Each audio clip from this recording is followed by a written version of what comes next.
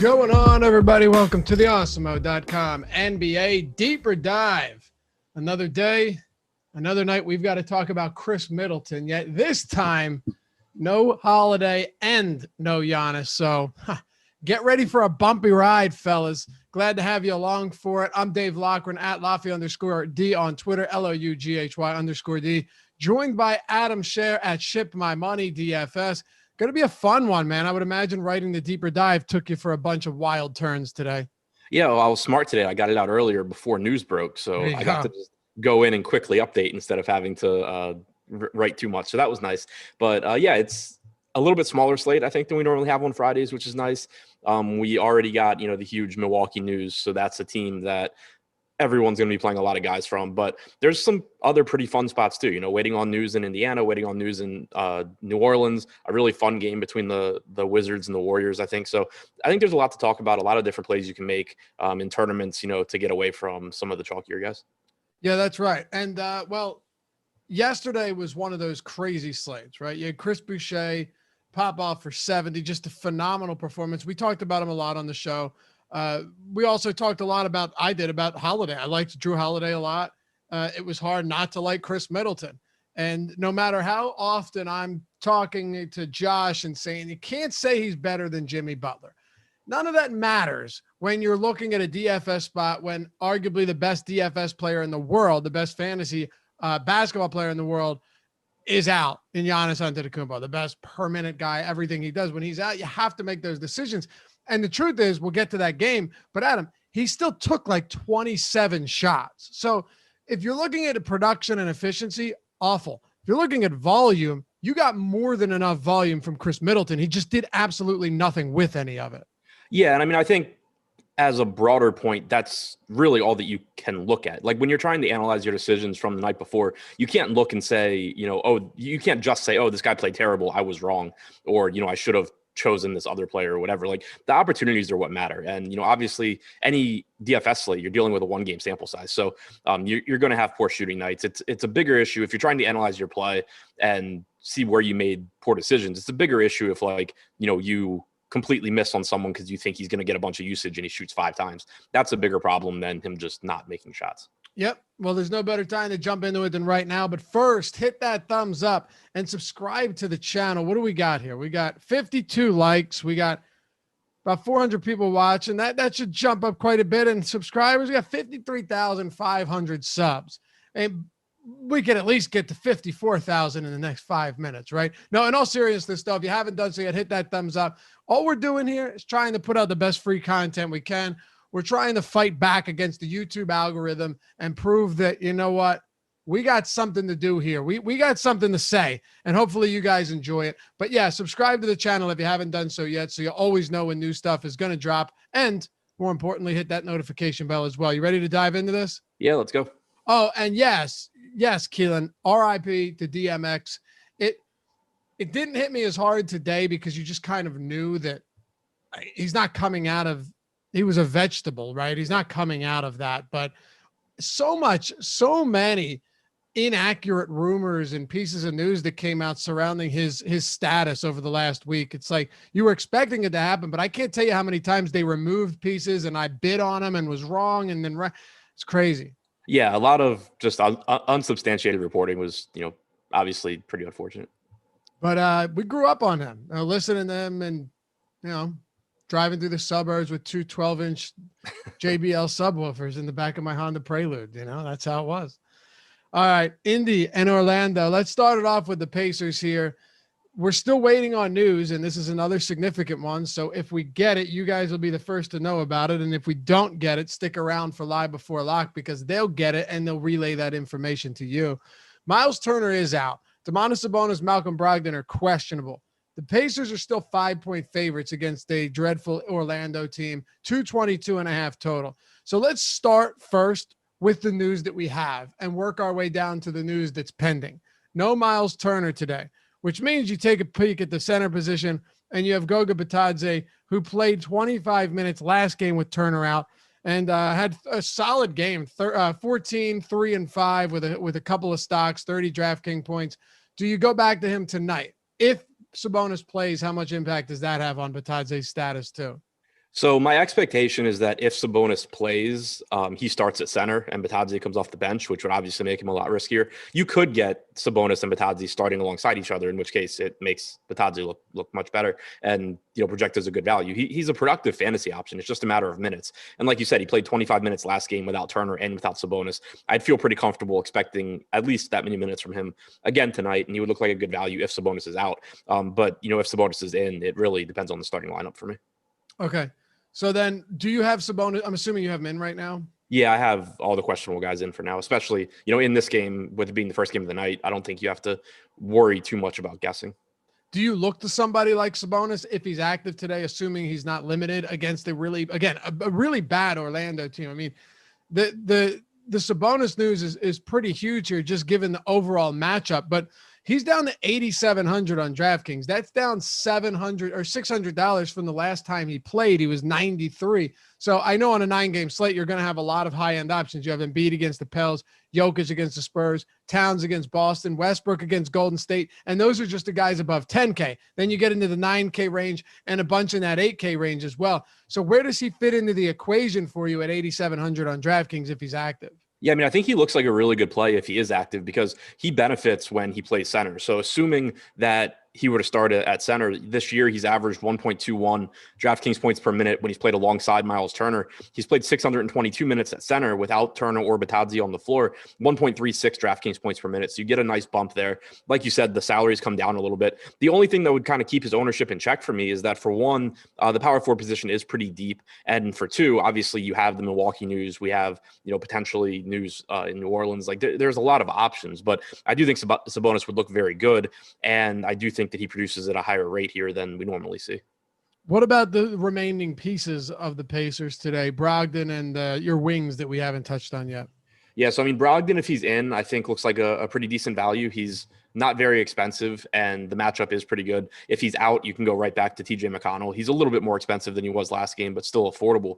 And we got the floor from him 2 games ago. We got the ceiling last game. Normally, he's going to come somewhere in the middle. You expect that he'll play 30 to 32 minutes, average about a fantasy point per minute. Just, grades out as a pretty good value if Brogdon is out. Outside of that, though, I think it's pretty tough to get too excited about Indiana here, especially because we do have value elsewhere. Like last game, Doug McDermott only played 16 minutes. I don't think that repeats itself necessarily, but it could. And more so, like, even if McDermott plays 28 minutes, he's not that exciting. Obviously LeVert would look better if Sabonis and Brogdon are both out, but a lot of moving pieces here. I think Sabonis and Batadze have the potential to be the 2 main pieces, depending on how that injury news breaks. All right, then let's spend some time on the Orlando Magic. However much or little you want to get to here.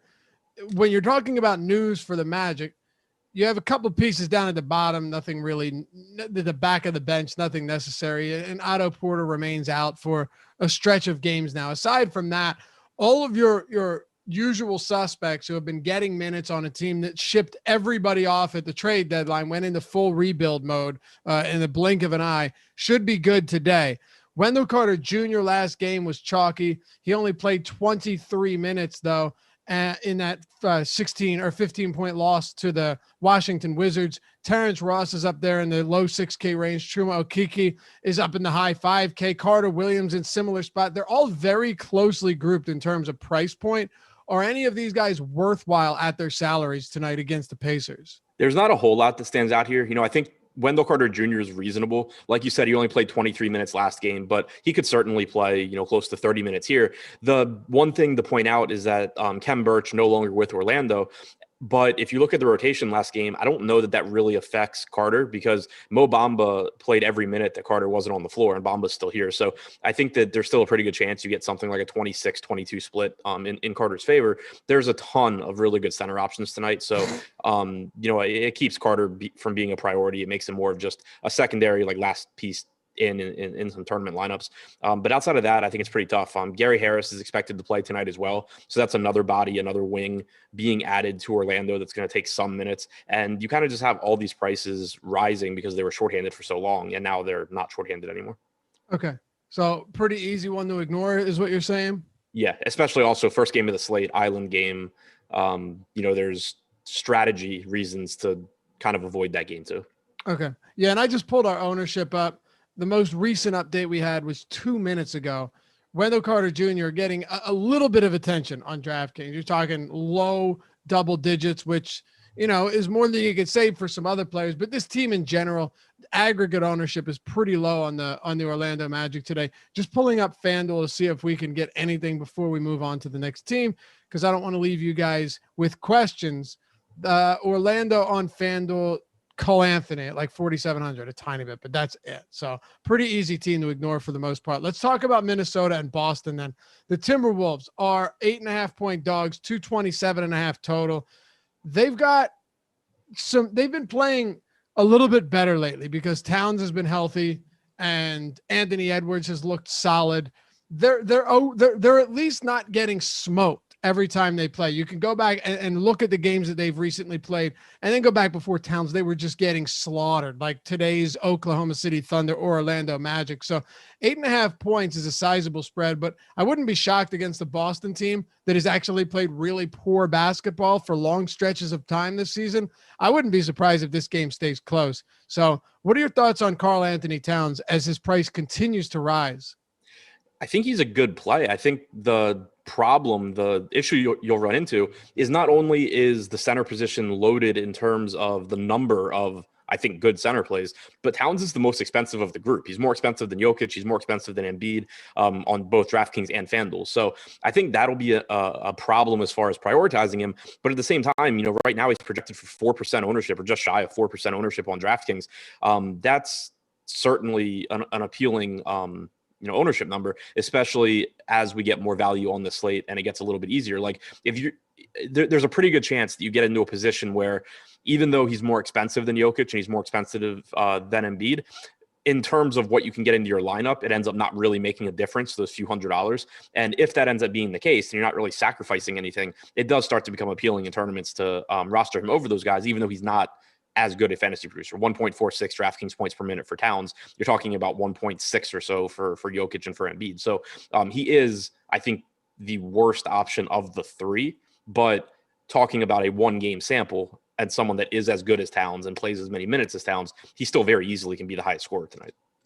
The one thing about Anthony Edwards you hear me talk about a lot that I'm not a huge fan of is that his peripheral numbers just aren't as solid as I'd like. They show some improvement, and there are a couple games where his rebound or assist totals look respectable, but more than anything, this guy needs to capitalize on his high shot volume, his high usage to get the job done, because he's not going to get to the free throw line as much as you'd like either.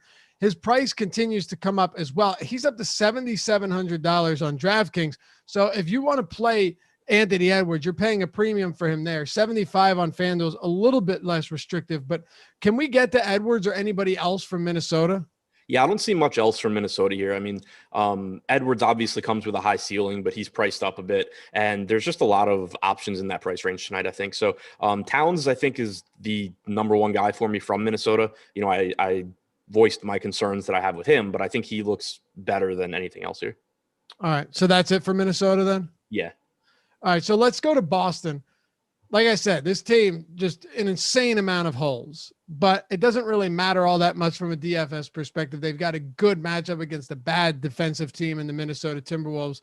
Tatum, Brown, Walker, Robert Williams. That price to me, if we start there, is a little bit concerning when you're hoping maybe he gets 27 minutes, maybe he gets 26 minutes. Like, I know his per minute production has been stellar, particularly over the last month, but is Robert Williams worthwhile at a mid 6K price point when he's probably going to play 25 minutes, even in a close game, even if he's not in foul trouble? Yeah, I'm kind of surprised actually that we only have him projected for about 11% ownership on DraftKings. I thought it would be a little bit higher, but I think he is just one of the more volatile players on the slate, which if the ownership's relatively low is a good thing. If it's high, it's not a good thing. Last game, he played about 25 minutes. He wasn't in foul trouble, but you do have Tristan Thompson back in the rotation. Thompson closed that game, played about 22 minutes. So I think even though there's some, it's in his range of outcomes that Williams could play 30 minutes any given night, most often you're going to get somewhere 24, 25, 26 minutes. He has averaged 1.33 DraftKings points per minute in his starts, though. So you're talking about someone that can produce at a very high rate, blocks a lot of shots, rebounds well. He's just a really volatile player that comes with a very high ceiling, a very low floor. I think his price is kind of where it should be. Like if you he's maybe a little bit overpriced for his median projection if you assume he plays about 25 minutes. But when you factor in how high the ceiling is, I think if he were any cheaper, like if Robert Williams were, 6K or something, or 5,500, he would just start looking like one of the most obvious plays on the slate. So I think he's kind of priced where he should be. The matchup obviously individually is tough. He's going to have to deal with Karl Anthony Towns. So there maybe is some foul risk there. And Towns has actually been decent defensively as well. But I think that's made up for by the fact that Minnesota as a team isn't very good defensively. They play at a fast pace, and Williams isn't getting most of his production from scoring anyway. It's more from, blocking shots and getting rebounds. Yeah, I mean, his shot volume, his usage is through the floor. Yeah. If does he have a 10 field goal attempt game this season? I mean, he might not. Not unless he just happens to get a lot of offensive boards. Right, exactly. Just ton of putback attempts where he misses and then he grabs it again and he misses and he has 4 field goal attempts on one possession. Yeah, I was going to say, if he turns in the rookie year Bam Adebayo, it'll happen. Right, yeah, it's very possible. Tatum and Brown at the top of the player pool for Boston, and then Kemba Walker down there sub 7K. I think we could all agree it's been a rather disappointing campaign for Kemba Walker, but at least his salary is beginning to reflect his overall performance. Is he still a little bit too pricey for you, or can you get to Kemba? Can you get to Jaylen Brown? Do you pay up for Jason Tatum on a slate that has a lot of top price players? Yeah, I think all three of those guys look kind of similar, just as far as I think they're priced pretty much where they should be. I don't think that they're overpriced. I don't think that they're drastically underpriced. I think the easiest guy to get into lineups on DraftKings is going to be Jaylen Brown because he has shooting guard and small forward eligibility. So you can roster him at 5 spots. Tatum only a power forward, Kemba only a point guard. So it's going to be more difficult to get to those guys from a roster construction standpoint. On FanDuel, you have Brown at a relatively weak small forward position, which is nice, but Tatum's even cheaper on FanDuel than he is on DraftKings. So he looks pretty good at power forward. It's a good matchup for these guys. I don't think that individually any of them are really priorities, but I do think that in a lot of lineups I would be getting to one of Tatum, Brown, Kemba, or Williams, because I think Boston does put up a lot of points here. So basically rotational pieces for you. None of them are core options today, but you assume you'll have a decent amount of them if you're maxing out a contest. Yeah, and even on DraftKings I ran just my top projected lineups before the show, and Jaylen Brown was getting mixed in there again just because I can fit him into so many different positions, and he just he's a good solid play. He doesn't jump out as drastically underpriced, but he just makes a lot of lineups look really good. Can you get anywhere else from Boston? Not other than those 4, I don't think. I don't really want to pay the current salary for Marcus Smart. I don't really want 22 minutes of Tristan Thompson. So I think it's just the main 4 guys. All right. Perfect. Then talking Memphis and New York, Memphis Grizzlies. How many times have you heard us say this season? Not for the Grizzlies, but for any team facing the New York Knicks. Pace down spot, good New York Knicks defense, very likely going to be an ugly game. Now, this game has a 215.5 total, and it's a nice little boost for the New York Knicks. But for the Memphis Grizzlies, you can't say the same. Ja Morant, dude, he is really disappointed. And I won't spend a ton of time on it because you and I already had this conversation on Monday, I think. But that very day we had the conversation, maybe Tuesday, he comes out and drops 19 fantasy points against Miami in 29 minutes, bounced back a little bit against Atlanta. But man, what a volatile low floor player he has become this year. It's not to say he can't give you big games, but Ja Morant can undoubtedly come out and finish with 20 fantasy points right now. It's just absurd. Yeah, he's just not been very good. And I mean, you still get the ceiling because he's so involved in the offense, but he just hasn't really had a good year. He's been disappointing, I think, from an NBA standpoint and also from a fantasy standpoint. Both, yeah. He still produces at a decent rate. He's at about 1.15 DraftKings points per minute this year. But, I think a lot of people just expected it to be, 1.25, 1.3 and really take a step forward. So he does still have a high ceiling, but this is also a tough matchup. The Knicks, one of the slowest teams in the league, one of the most efficient defensive teams in the league. I'm not going to tell anyone not to go to Ja Morant in tournaments because, again, he can have a big game. Exactly. He is talented enough, but he just doesn't stand out as someone that I'm really seeking out or overly optimistic about tonight. Arca tells us, I bet Josh said he liked Ben Simmons earlier. Let me know. Did you watch the strategy show? It is Monday through Sunday. I'm sure some of you did you watch the strategy show? It's the only day of the work week that I'm not on it with Josh. Where is he at on Ben Simmons? That's why you're asking me. I was just like, no, not yeah. Okay. I have a tough enough time asking you questions on our show. Right. I would love to know because I would actually I would kind of understand that. What's Simmons priced at on FanDuel? 74. Oh, Josh is definitely going back to the well against the Pels. No doubt about it. You don't even have to answer that question. I already know.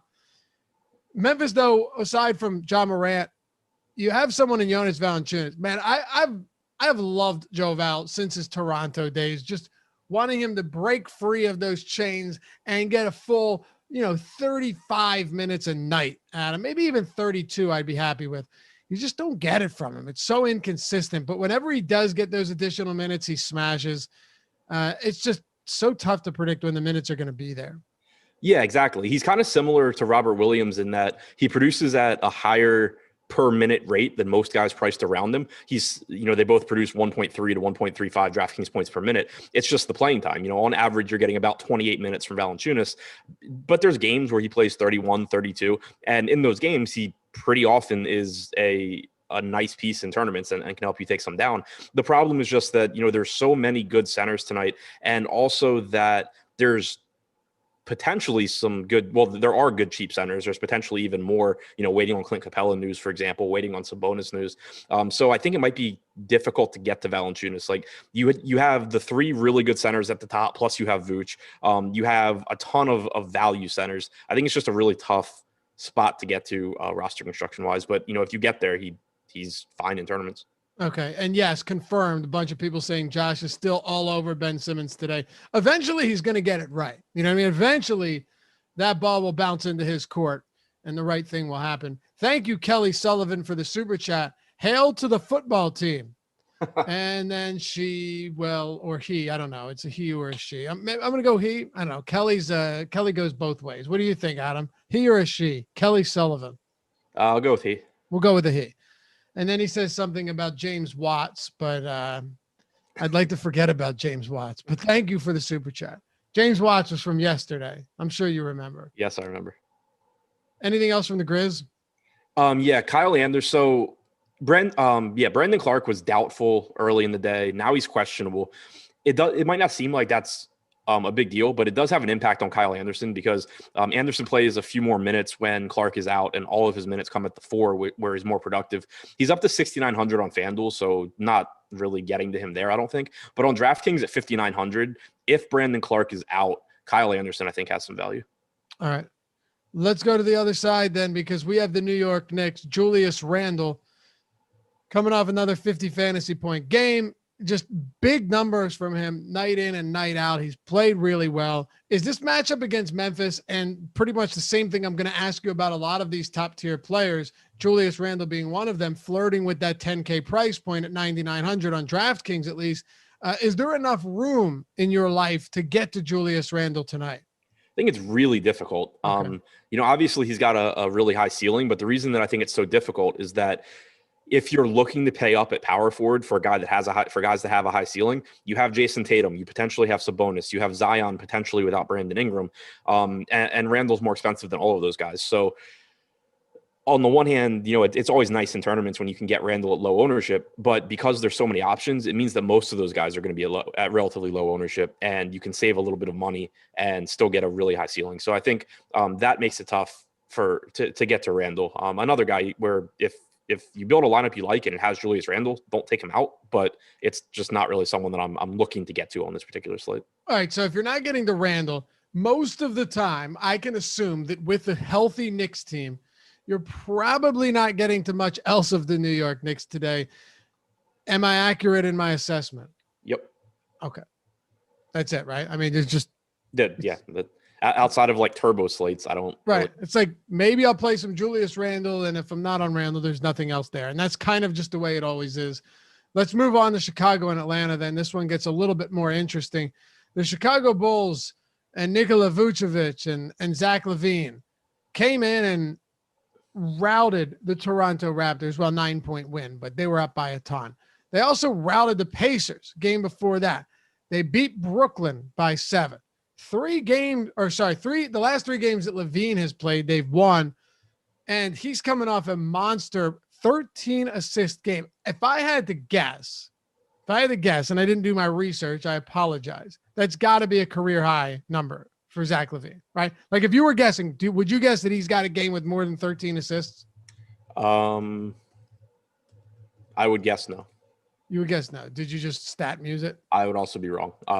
December 27th, 2014, he had 14 assists. He's been in the league since 2014. Yeah. Doesn't feel like what was that his rookie year with Minnesota? It was with Minnesota. I think it was his rookie year. Huh. Jeez, he's been around a while now. It was his second 13 assist game. He had one in 2015 with Minnesota. Okay. Well, good for you, Zach. I mentioned yesterday on the deeper dive that his numbers alongside Vooch actually haven't been bad. And I found it interesting that he had a 13 assist game yesterday. I'm going to go on the NBA stats and see how many of Vooch's buckets were assisted by LaVine yesterday. It's an interesting thing I'd like to figure out. But he's still he's dropped below 8K. Yesterday he was 8,000. Now he's 7,800 against Atlanta. I've been wondering, where do you stand on a 7,800? This is on DraftKings, $7,800 LaVine, because their pricing has been a lot sharper than Fanduel. So forgive me if I spend a little bit more time there against the Hawks tonight.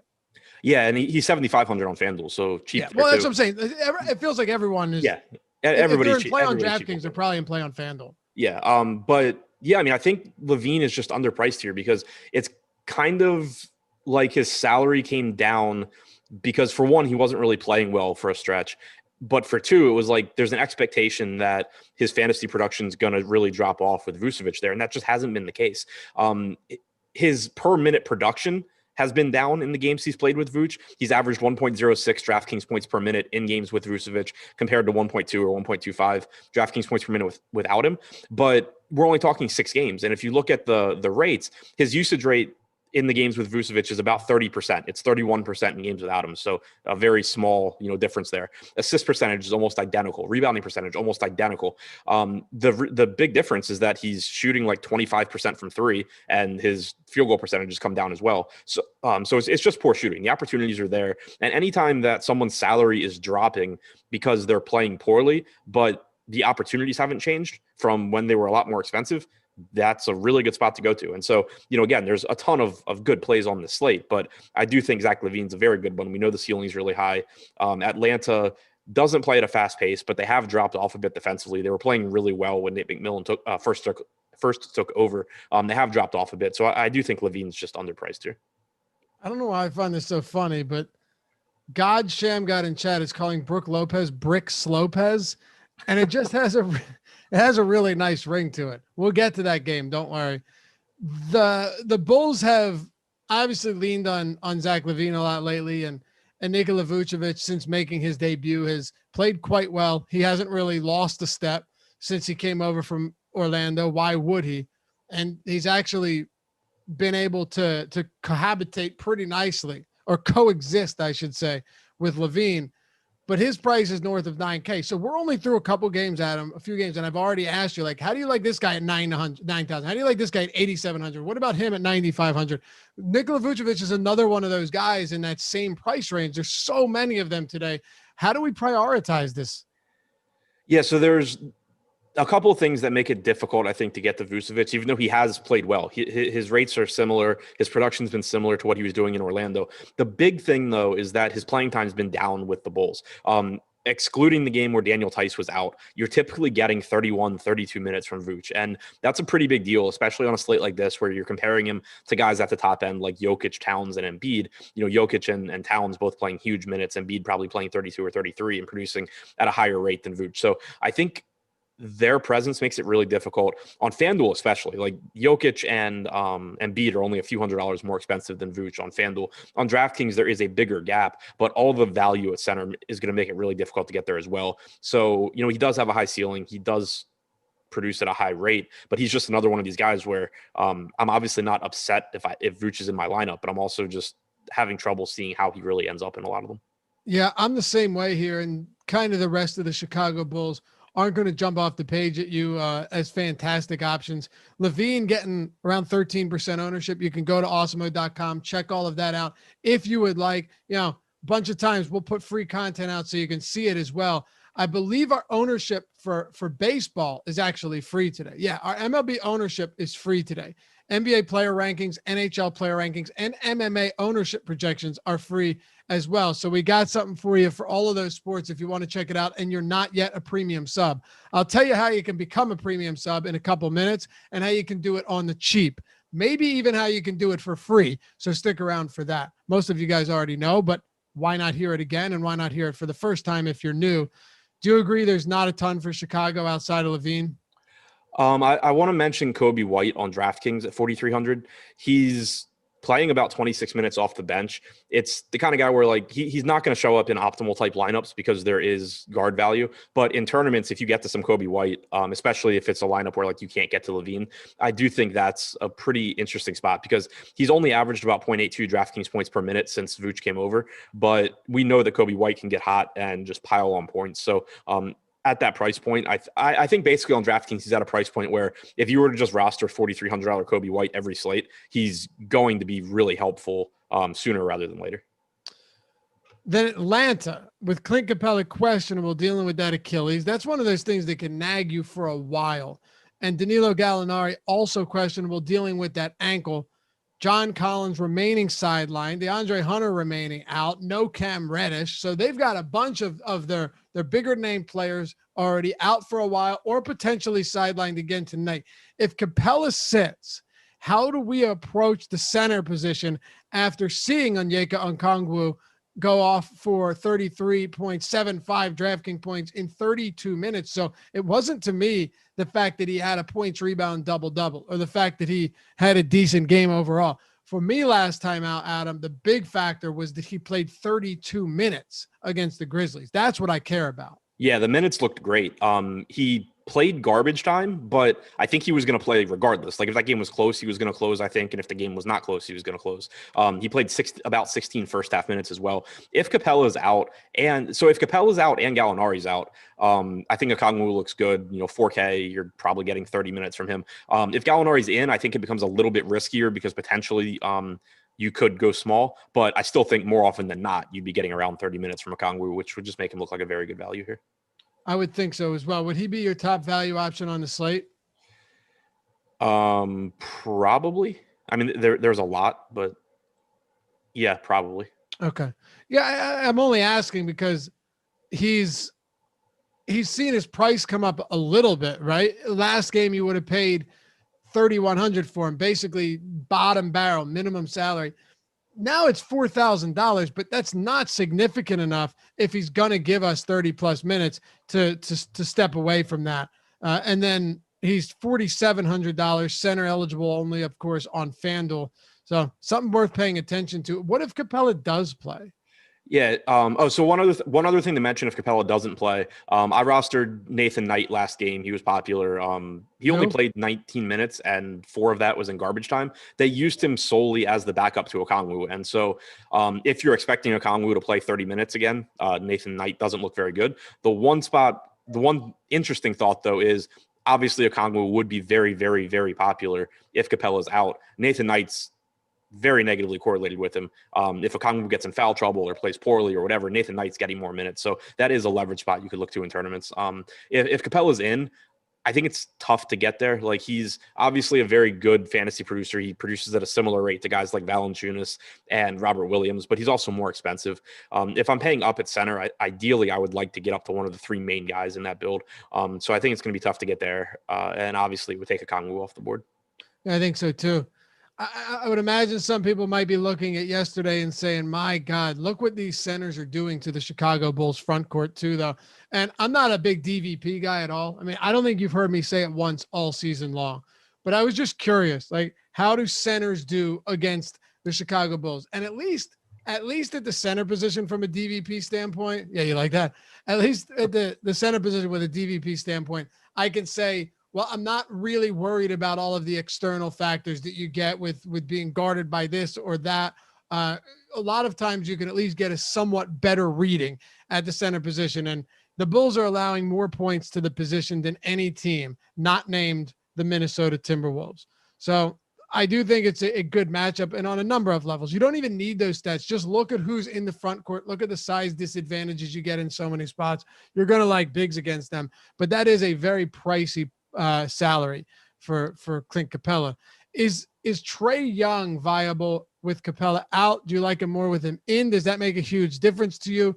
Is there anything here that stands out outside of the guys we've already talked about at the center position? Yeah, I mean, I don't think there's too much that stands out. Trae Young looks good regardless. Gets a usage bump without John Collins, which is a pretty big deal. So the ceiling, goes up for him. But again, there's just so many good plays in this 9K price range that I'm not looking at Trae Young and saying like, oh, he's the best option here. He's certainly a tournament pivot. Like, for example, on DraftKings, he's $700 less expensive than Stephen Curry, who we'll talk about. I expect Curry to get a ton of the ownership in that price range. Young is a viable pivot, but I think he is clearly, if you're just saying who's the better play, I think he takes a back seat. One other thing to point out is that Solomon Hill's 3,700 on FanDuel at small forward. If Gallinari's out, if Capella's out, you did get like 28, 29 minutes from Hill last game. He's not exciting, but potentially could be useful at a weak position. Okay. Where was that question? Who asked that? Where is it? Can't even find it now. Oh yeah. DJ Cruz says, what's all the ink on the Iverson jersey? That is all of the super chats that we get. Whenever we get a super chat, I throw the name of the person up there. Depending on how much, I always make it bigger or small. I have a huge list of super chat names that I still have to get up there. But yeah, that's what that is. It's nothing special. It's not signed by Iverson 100 times or one of the best Sixers teams that we've seen in recent memory. Nope, none of that. That's you guys up on the Iverson jersey. It's me paying my respects. Should we go anywhere else with Atlanta? No, I think that's all I got from Atlanta. Okay. Oh, I'm sorry. Let me ask you one more thing. Because Collins is already out. We know Danilo Gallinari will play a lot at the 4. If he does happen to sit, because he did sit out Wednesday as well, can you expand a little bit on whether or not, and of course Hunter's out as well, so that takes another forward out of the equation. If Gallinari sits, is it worthwhile getting to anyone, or have all their prices come up enough to where it's just not really worthwhile? Because the prices have come up. Yeah, I mean, they've come up. Like, it benefits Kevin Huerter, I think. I mentioned Hill on FanDuel already, but I think it solidifies minutes for Huerter. It solidifies minutes for Bogdanović, but they're just so expensive that it's really difficult to get there, I think. Okay, fair enough. Wanted to make sure we covered that before we go to Philly and New Orleans. Let's talk about the Philadelphia 76ers, Josh's favorite team. Amazingly, he backs them far more than I do all of the time. I told you, I'm no homer. I'm a realist. And I know this team quite well. I also know that against the New Orleans team today is a million guys questionable, a bunch of guys out. Philadelphia laying 6 points. I don't know. Still don't have a ton of faith in them. But Joel Embiid should be on the floor tonight. I am curious, though, Adam. They're 6-point favorites. The total on this one, 228. This is their first of a back-to-back, second of a back-to-back tomorrow against the Oklahoma City Thunder. And then they run a gauntlet. Like, they've got 2 games against the Bucks. They got the Clippers. They got the Brooklyn Nets. It's not going to get easy for them. My guess is that Joel Embiid plays a full allotment of minutes tonight. Wouldn't be surprised if Doc Rivers decides to sit him tomorrow against the Oklahoma City Thunder. And I wouldn't be surprised if they are still double-digit favorites on the road, if that's the case. Yeah, I think that's the most likely outcome. Right. And I only mention that because if we're worried about him being on the first leg of a back-to-back, I think it's a lot more likely that he plays normal minutes today and none tomorrow than 28 or 25 in back-to-back games. That to me wouldn't make as much sense. So the floor is yours here. Let's kick it off with Joel Embiid, another one of our high-priced options in what looks like it could be a good matchup, unless Steven Adams maybe comes into the equation and worries you a little bit. What do you say? Yeah, he doesn't. I'm happy that, last game we got, I think 32.8 or 32.9 minutes from Embiid. So he's back to playing his normal minutes. He's averaged 32.5 for the season. He's been extremely productive. And, yeah, Steven Adams is a good individual defender, but the team as a whole isn't very good. They play at a fast pace. Embiid's just such a good player that produces in so many different ways. I don't care about who's playing center for the other team against Embiid. I care a lot more about, the pace of the game and the overall team that he's facing. So I think Embiid looks great here. He's reasonably priced. He obviously is competing with Jokic, looks very similar, I think, to Jokic. But if you're paying up, I think Embiid's just obviously one of the top center options. I got to figure out what's going on here. I'm not even shilling for likes. Yesterday, you guys crushed it. We took out the bots or whatever was going on. We just went from 220 to 178 again. I gotta figure out what's going on here. This is the weirdest thing I've seen. Really weird. Just randomly happening where they go from this and down instead of up. I don't get it. Do you think Ben Simmons to you is viable enough at 74 on FanDuel? Like, should he be more expensive? My argument has been no, he has not played well. And I understand the math says one thing, but eventually you have to adjust the math for what's been happening. And I just don't feel great about Ben Simmons right now. I think he's underpriced on FanDuel. The thing is, and it's what you mentioned when we were talking about Levine, everybody's underpriced on FanDuel. Mm-hmm. I think that Simmons is underpriced, but I don't think he's really more underpriced than, let's say, Terry Rozier at 7,300 or Kemba Walker at 6,300, Trae Young at 8,100. Like, so it's still, everything's relative, right? Because you're talking about the entire slate, not just do I think Ben Simmons does well for $7,400. It's do I think Ben Simmons does better than all of these other guys do at their salary. And so in that context, I think he's still a secondary option, even at 7,400, even though he should be more expensive because there's like 6 guys that should be $1,000 more expensive. Right. It's a fair point. Now, $8,400 on DraftKings to me, just like you already mentioned 5 guys in a similar price point that you think would be tough to get to. It would be insane for you to say, oh, those guys are really, really difficult to get to. But I love Ben Simmons at a mid 8K price point. Yeah. When you brought up Ben Simmons earlier, I kind of had to stop and think about it because I didn't even know what his salary was because he just didn't show up for me on DraftKings. So yeah, I'm not getting there. And the funny thing too is this. Let's not ignore the fact that this is a strong matchup. Okay, that it's not a bad spot at all. That should see a lot of scoring. The Pelicans are, I think, a middle of the road team when it comes to pace, playing considerably slower than they did last year. But at the same time, they're not a great defensive unit. They're allowing almost 116 points per 100 possessions. They're 28th in defensive rating on the season. They're dealing with myriad injuries at all positions. But from what it seems like to me, maybe the Philadelphia 76ers are not a team that you'll be getting to a whole lot today. And ownership, aggregate ownership, nobody over 8% on DraftKings right now. Joel Embiid sitting at 8.8%. And on FanDuel, Ben Simmons is still, 18.4%. Looks like people are going to keep going back to him, but there's no one other than him. Yeah, and I don't really think that there should be. It's just outside of Embiid, I think it's pretty efficient pricing. You know, obviously, I think Simmons is underpriced on FanDuel, but again, so are a lot of people. Harris is still priced up a bit from Embiid's absence. Curry and Green obviously take a back seat here to Harris, Simmons, and Embiid. So I think it's pretty tough to get to most of these guys. All right. So can we try and break down this Pelicans team a little bit here, starting with the injury news? Brandon Ingram, Lonzo, Kira Lewis Jr., all questionable.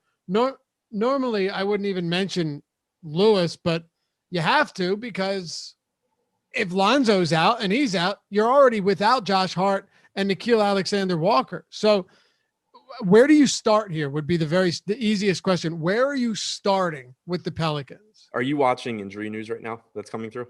Am I watching what? The injury news coming through right now? Oh, hold on. Half the slate just got ruled out. Oh my God. Dante DiVincenzo out. Brooke Lopez doubtful. Chris Middleton doubtful. Paul George out. Patrick Beverly out. Reggie Jackson questionable. Rajon Rondo questionable. Oh my God. PJ Tucker out, if anyone cared. Here's the good news. We haven't gotten to Milwaukee yet. Yeah. You want to hear the better news? What's that? I don't have to fucking play Chris Middleton tonight. Yeah, instead you get Jeff Teague and Giannis Antetokounmpo. Yeah. The hell was that? I don't know if that was intentional. If I just scored a goal at the Wells Fargo Center. But something happened. All right, so let's not even. I didn't know what you were laughing at. I'm thinking, hey, I was just laughing at first I was laughing at the Clippers being the Clippers, and then the Bucks just ruled out their whole team on top of it. So the good news though is, and by the way, like I said, I hope I can't do it right now, unfortunately, but I hope you take my advice when that news drops and it's not baked into the line yet. First thing you should do, drop everything you're doing. Right? I don't care what you're doing, right? You just drop everything you're doing and hit those lines. Like, do you know how dramatically that Bucks line is going to shift? That Clippers line is going to shift? All of that with big injury news, with big players out. Hit it before it goes off the board. You got like a minute to do so, right? And familiarize yourself with all that stuff over at oddshopper.awesemo.com. Find the best lines from the beginning, and then you'll know where to look. But a lot of these sites, a lot of these books do not pull them quick enough. A lot of them fall asleep at the wheel, especially these retail books that are just copy and pasting odds from other sites. So we didn't get to Milwaukee yet. We didn't get to the Clippers yet. We will get to them. Fortunately, we haven't gotten there. Let's try and touch on this Pels team. We don't have any news on them. How are you going to tackle this one? This is another tough one. Yeah, I mean, there's kind of no way that the Pels end up looking like a priority here in a really tough matchup against Philly, unless, Ingram gets ruled out and Lonzo gets ruled out and 2 or 3 other guys get ruled out. Zion's expensive enough where, if Ingram's out, Zion benefits. He's averaged about 1.46 DraftKings points per minute without Ingram this year. He's someone I think you can get to. It is a really tough matchup, but, clearly there's an abundance of value. So getting to Zion is not going to be that difficult. If Ingram's in, I really have no interest in anything from the Pelicans. Okay. Chief Big Wave, thank you for the super chat. He said, drop my baby. Come on, Lough. When I said drop anything you do, I was actually going to use that as an example, but I didn't want to upset people. Actually, not that I really care. Alex said, I just bet 1K on that. Got to, man. I love it. I love seeing that we're getting in on these and beating the closing lines.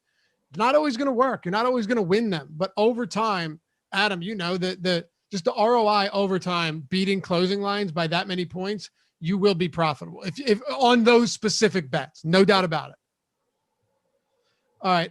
So nothing else for the Pels. If Ingram's out and Lonzo's out, I'm having a very tough time figuring out where do we go with all of this. Do you have Ingram and Lonzo in? I'm assuming I have them in right now. Yeah. Okay. I mean, if they're out, Isaiah Thomas plays more minutes, if they're both out, rather. Isaiah Thomas plays more minutes. Bledsoe looks better. The issue I run into is Isaiah Thomas isn't really cheap. Bledsoe is not cheap at all. The matchup's not very good. And you just have, you're missing every single starter on the Bucks. So whereas the Pels have been playing a bunch of games shorthanded recently because Ingram's been out, Lonzo was out, Zion was out temporarily. Their prices have come up. And meanwhile, you have the Bucks who are just going to be 3K, 3,200, 3,300, across the board. No doubt. Johnny Cash says, someone said yesterday the betting lines early in the day is dumb. I bet lines the night before when they come out. And then I wake up in the morning and I get a 2-3 point swing sometimes. It's not dumb. It's risky if you get lines, if you get news that breaks, sure, it's risky, but anything is that's just a risk you have to take. And then you decide whether you want to ride with it or on a site where you can take a cash out option, you just do something like that. But no, if you know what you're doing, you can get in on lines that are not very sharp well before everyone else does, in the price discovery phase. It's not dumb at all. Getting in on it before. Why do all professional bettors, you talk about each week, a lot of the big money bettors are getting in on a football game the day it comes out. Only the hobbyists, right, are betting Sunday morning before a game. Come on. Yeah. I bet the lines, not the props. Someone asked, because the props take too long to get to. By the time you get to any of those props after that news breaks, it's too late. You got to be quick. I always laugh during football season when everyone starts, touting at 10 o'clock Sunday morning about how this line is wrong on some game. Yeah, exactly. Right. It's been bet to all hell, right? It's the most heavily bet sport out there. And here's your opinion on why, they should be 5 or 6 point dogs and not 3 point dogs. Right. It's crazy. If you want to make that argument the day it comes out, that's fine. Because with price discovery, you're going to see it's going to change a lot throughout the week, right? A book's just setting a line. Other books are copying it. But that book that's setting the line is seeing where the money's coming in on. And they just set limits on it. So you can't bet everything. Charlotte and Milwaukee. Here we go. You ready for this? Yeah, sure.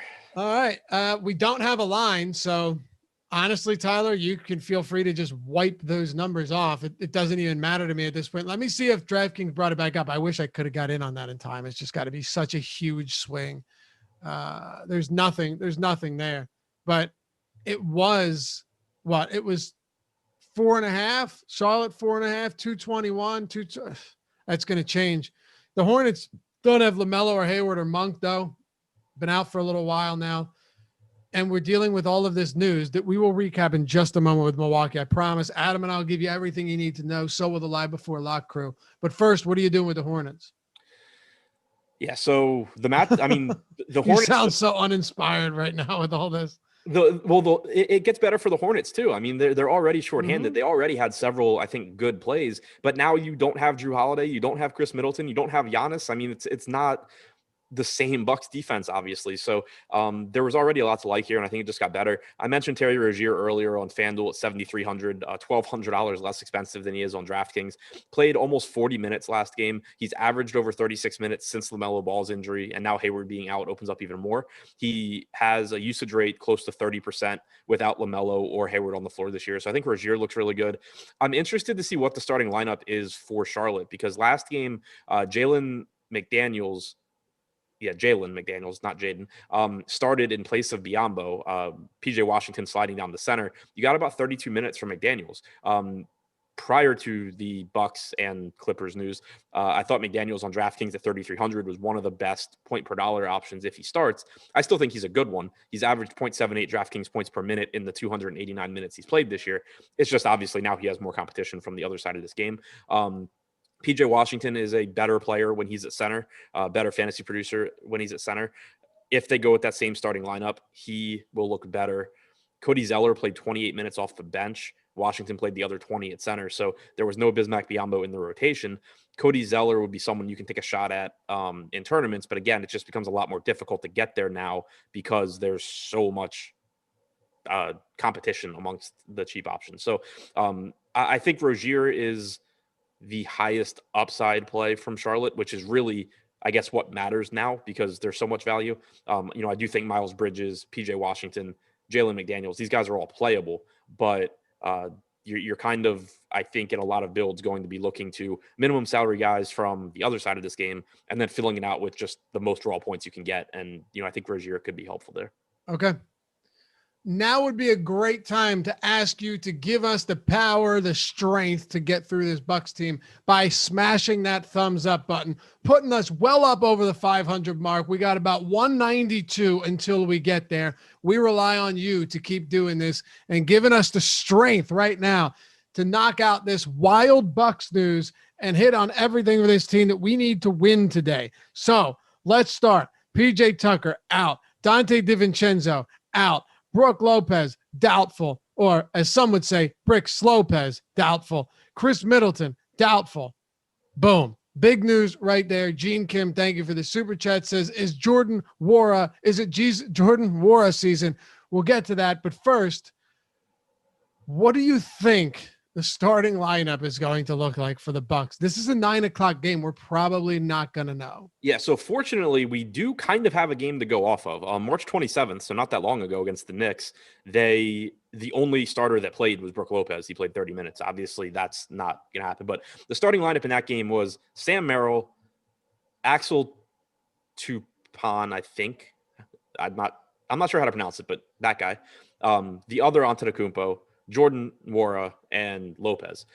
I'm guessing that it's the same starting lineup except like Pat Connaughton in there instead of Lopez. I don't know. It could be literally anything, but that would be my guess. The thing is too, all right, I guess you probably get Teague starting, or I don't know. Maybe Teague starts. The thing is, like, it's not really that big of a deal, even though this, you won't have it by 7:00 most likely. It's not that big of a deal because every single player that you could possibly play, with the exception of Pat Connaughton, is $3,200 or less on DraftKings. So just guess who the starters are going to be, run your lineups, and then adjust it to whoever the actual starters are when you get that. All right.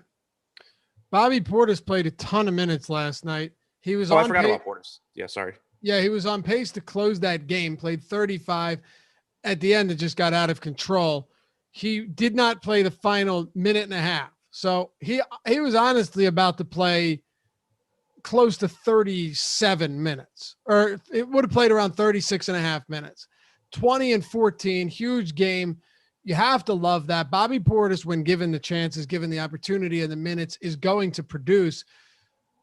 do we assume that he gets another full allotment of minutes today? Because if he does against Charlotte, we have to be looking at Bobby Portis as just another fantastic lower mid-range or upper value option at 5,700. Yeah, I don't really see why not. I mean, he's played 100. He's actually played 104 minutes without Middleton, Drew, or Giannis this year. He's averaged 1.5 DraftKings points per minute, 25.8% usage rate, 19.2% rebounding percentage, 20.7% assist percentage.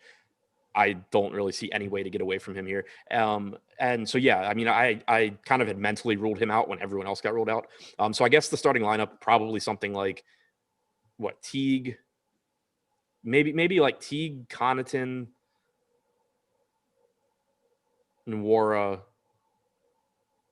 Antetokounmpo, Portis or something. But, either way, I don't think it matters that much. Just assume Portis is in it and playing a lot. He's, a really good play. Connaughton should play around 30 minutes at least. He's fine. And then everyone else is basically minimum salary. But to your point about Portis, yeah, he's probably the best play on the slate. I think you're right, though. Once you actually look at this roster and you can digest all of the crazy news, we have a pretty good idea, at least who's going to get minutes and a pretty decent concept of who might get the start. I don't think what you're saying here is crazy.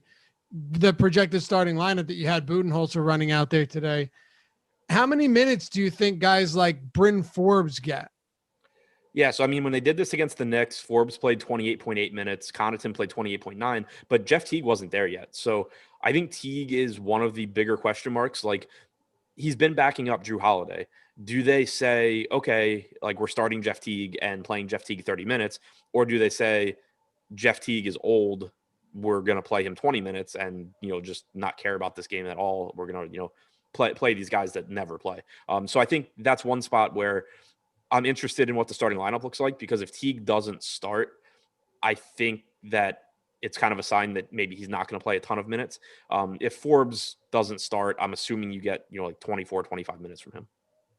Do you think Sam Merrill jumps back into the rotation and we see into the rotation? Yeah, I think they have like 8 guys. No. I mean, like, it jumps into the rotation as a legitimate piece, not just he plays 18, 20 minutes because Budenholzer doesn't have anyone else. But could it just be that they're throwing the talent in this game? Like, if they're punting this game, and we're talking about Teague being old and all of that stuff, is it possible that if you decide to punt this game with everybody out, Giannis, Middleton, Holiday, Lopez, PJ Tucker, and more, that like DiVincenzo, maybe Sam Merrill gets a start. Maybe Sam Merrill plays 30 minutes today. Yeah. So they also, I think they actually have 10 players. Rodions Kurucs was he hasn't played since the 28th of February. Yeah, but he's been available. He's just been a DNP CD. He had been out for a long time, but so he's available. Yeah, whoever starts, I'm gonna play. Like, okay, they have enough bodies where I'm not gonna mess around with the bench guys, because it's not a situation where everyone has to play 30 minutes or something. But like Portis is, assuming Portis starts, Portis is a fantastic play. Connaughton, I assume, plays 28 to 30 minutes. He's a good value. And then everyone else is 3K. Whoever's in the starting lineup, I'll just play them. Like, as far as guys that I would like it to be, Antetokounmpo, we know produces when he's out there. He played 36 minutes last time. He played 20 minutes yesterday. Like, I assume he starts and plays a ton. But then, other than that, just if Merrill starts, I'll assume he's playing like 30 minutes. If Forbes starts, I'll assume he's playing like 30 minutes. If Teague starts, I'll assume he's playing like 30 minutes. I'm just, going to plug in Portis, plug in a couple of the other values, and then rotate it around based on who's starting. All right. And last thing here, before we get to a question from someone in the super chat, I would like you to try and pronounce the name of every center currently active on this roster. Diakite? What is that? I have no idea. Pronounce his first name too. Mamdi? I think it's Mamadi Diakite. Mamadi Diakite, I think. I'm Googling it now to see if I can get it. If anyone's from Guinea, let me know how to pronounce that name. We might need to use it. So top three, and we had a question from OG Geki or Getchy in the super chat. Top three Bucks today. What do you say? Bobby Portis, Antetokounmpo, the one that's playing, and then Teague or Connaughton, whichever one starts. I mean, it's purely a guessing game right now. Who starts? Basically, outside of I think Portis starts. I think Antetokounmpo starts. Outside of that, it's basically a guessing game. But I think those two for sure. All right, and I'm just throwing it out there. Sam Merrill might start. Don't be surprised if he does. I'm telling you, it could happen. You know, he started just like 10 days ago. Yeah, he started the game against the Knicks. He played 28.3 minutes. Yep. So don't be shocked if Sam Merrill starts. And in the event that he does, well, he is the bare minimum against Charlotte. I'm more than willing to get some Sam Merrill in my life if that's the case. But pay attention to starting lineups. Pay attention to the Live Before a Lock show coming up after us. That is Chris Spags and Greg Ehrenberg. So you got a nice crew there, and they'll take you up till 7.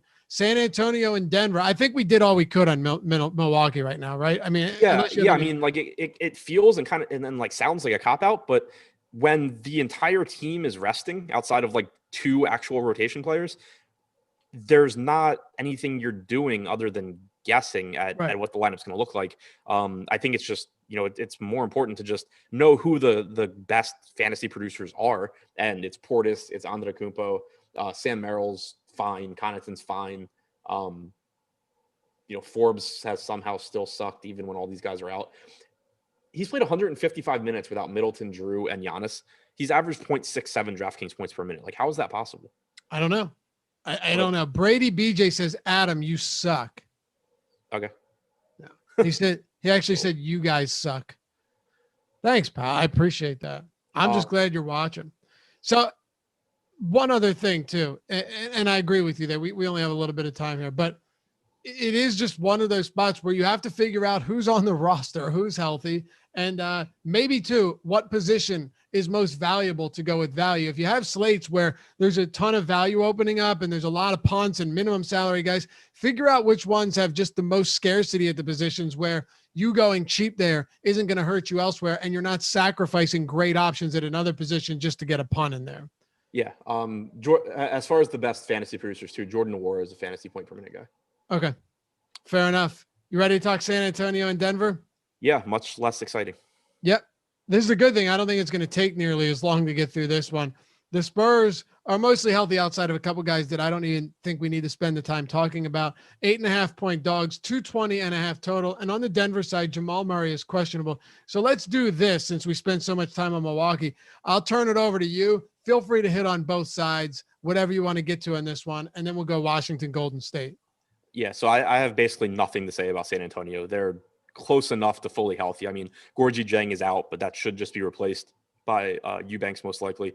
I don't really have anything to say about the Spurs. Like, it's not a great matchup. The pricing doesn't look very good.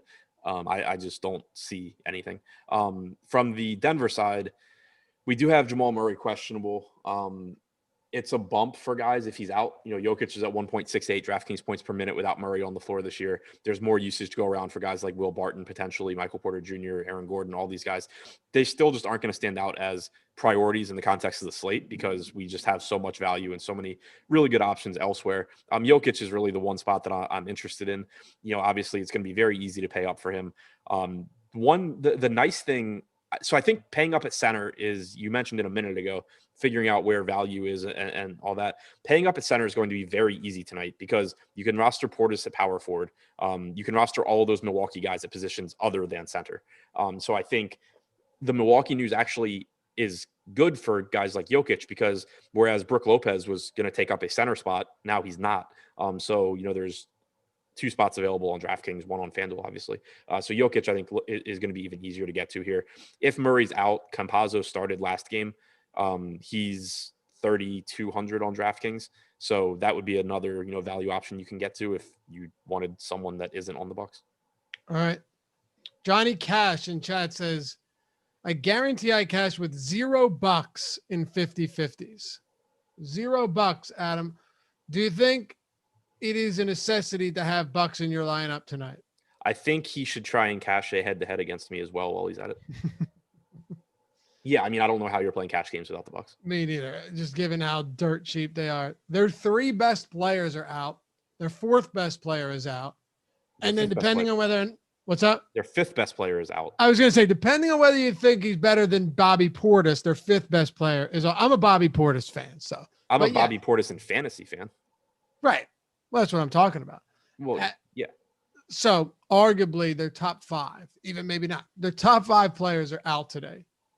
Yeah, I mean, what's the idea? But like the idea between not playing the Bucks, I guess, is you think they're like getting shut out in their basketball game, like right. But that's the thing. You can get shut out in baseball. You can get shut out in hockey. You can get shut out in football. Even in basketball, you can be terrible and you're still scoring like 85, 90 points. Right. Like if the Bucks score 80 points tonight, they'll lose by 50, and you'll still probably have 3 guys on the Bucks pay off their salaries. You know, I typed up a tweet and for some reason didn't send it today, or last night. I said, Corey Joseph has averaged 1.11 DraftKings points per minute since he came to the Pistons.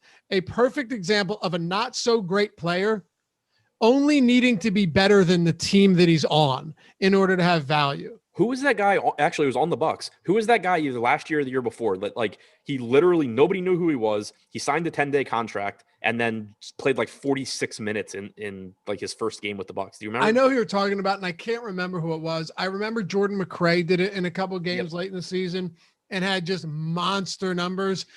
If you knew basketball, you know that he had like I think it was the G League most points in a game record, but no one really knew what you were getting. Jordan McRae at least like was known as a scorer. Right. I don't remember who it was, but I know what you're talking about. And it happened with Minnesota back when Flip Saunders was a coach towards the end of the year. And I remember it happened with like Isaiah Cannon or someone getting 47. No, it wasn't Cannon. It was on Phoenix getting 47 minutes a night. Do you remember that? 3 years ago? Might have been Tyler Ulis. No. Might have been. Yeah. And you played him anyway. They don't have to be good. Yeah. All right. You know what you do have to do, though? You have to check out the promo we got at Awesemo because today is the very last day you can do it. It is 9 days of Awesemo Plus MLB content, everything. Awesemo ownership projections, player projections. Ownership projections free today if you want to check them out first. The Top Stack tool, which is the best tool out there you're going to find for baseball, and the Top Pitchers tool, the lineup builder, all of our premium articles, all of these tools built by the #1 ranked DFS player himself, Alex Baker, Awesemo. Check the leaderboards. You'll see him up there. He uses the same tools that are on our site to win a ton of money playing baseball and other sports. Go and use the promo starting 9, all one word, at awesemo.com/promos. Jordan threw it up on the screen right there. If you haven't done it, Tyler threw it up on the screen right there. My apologies. Starting 9, one word. Head over there, do it.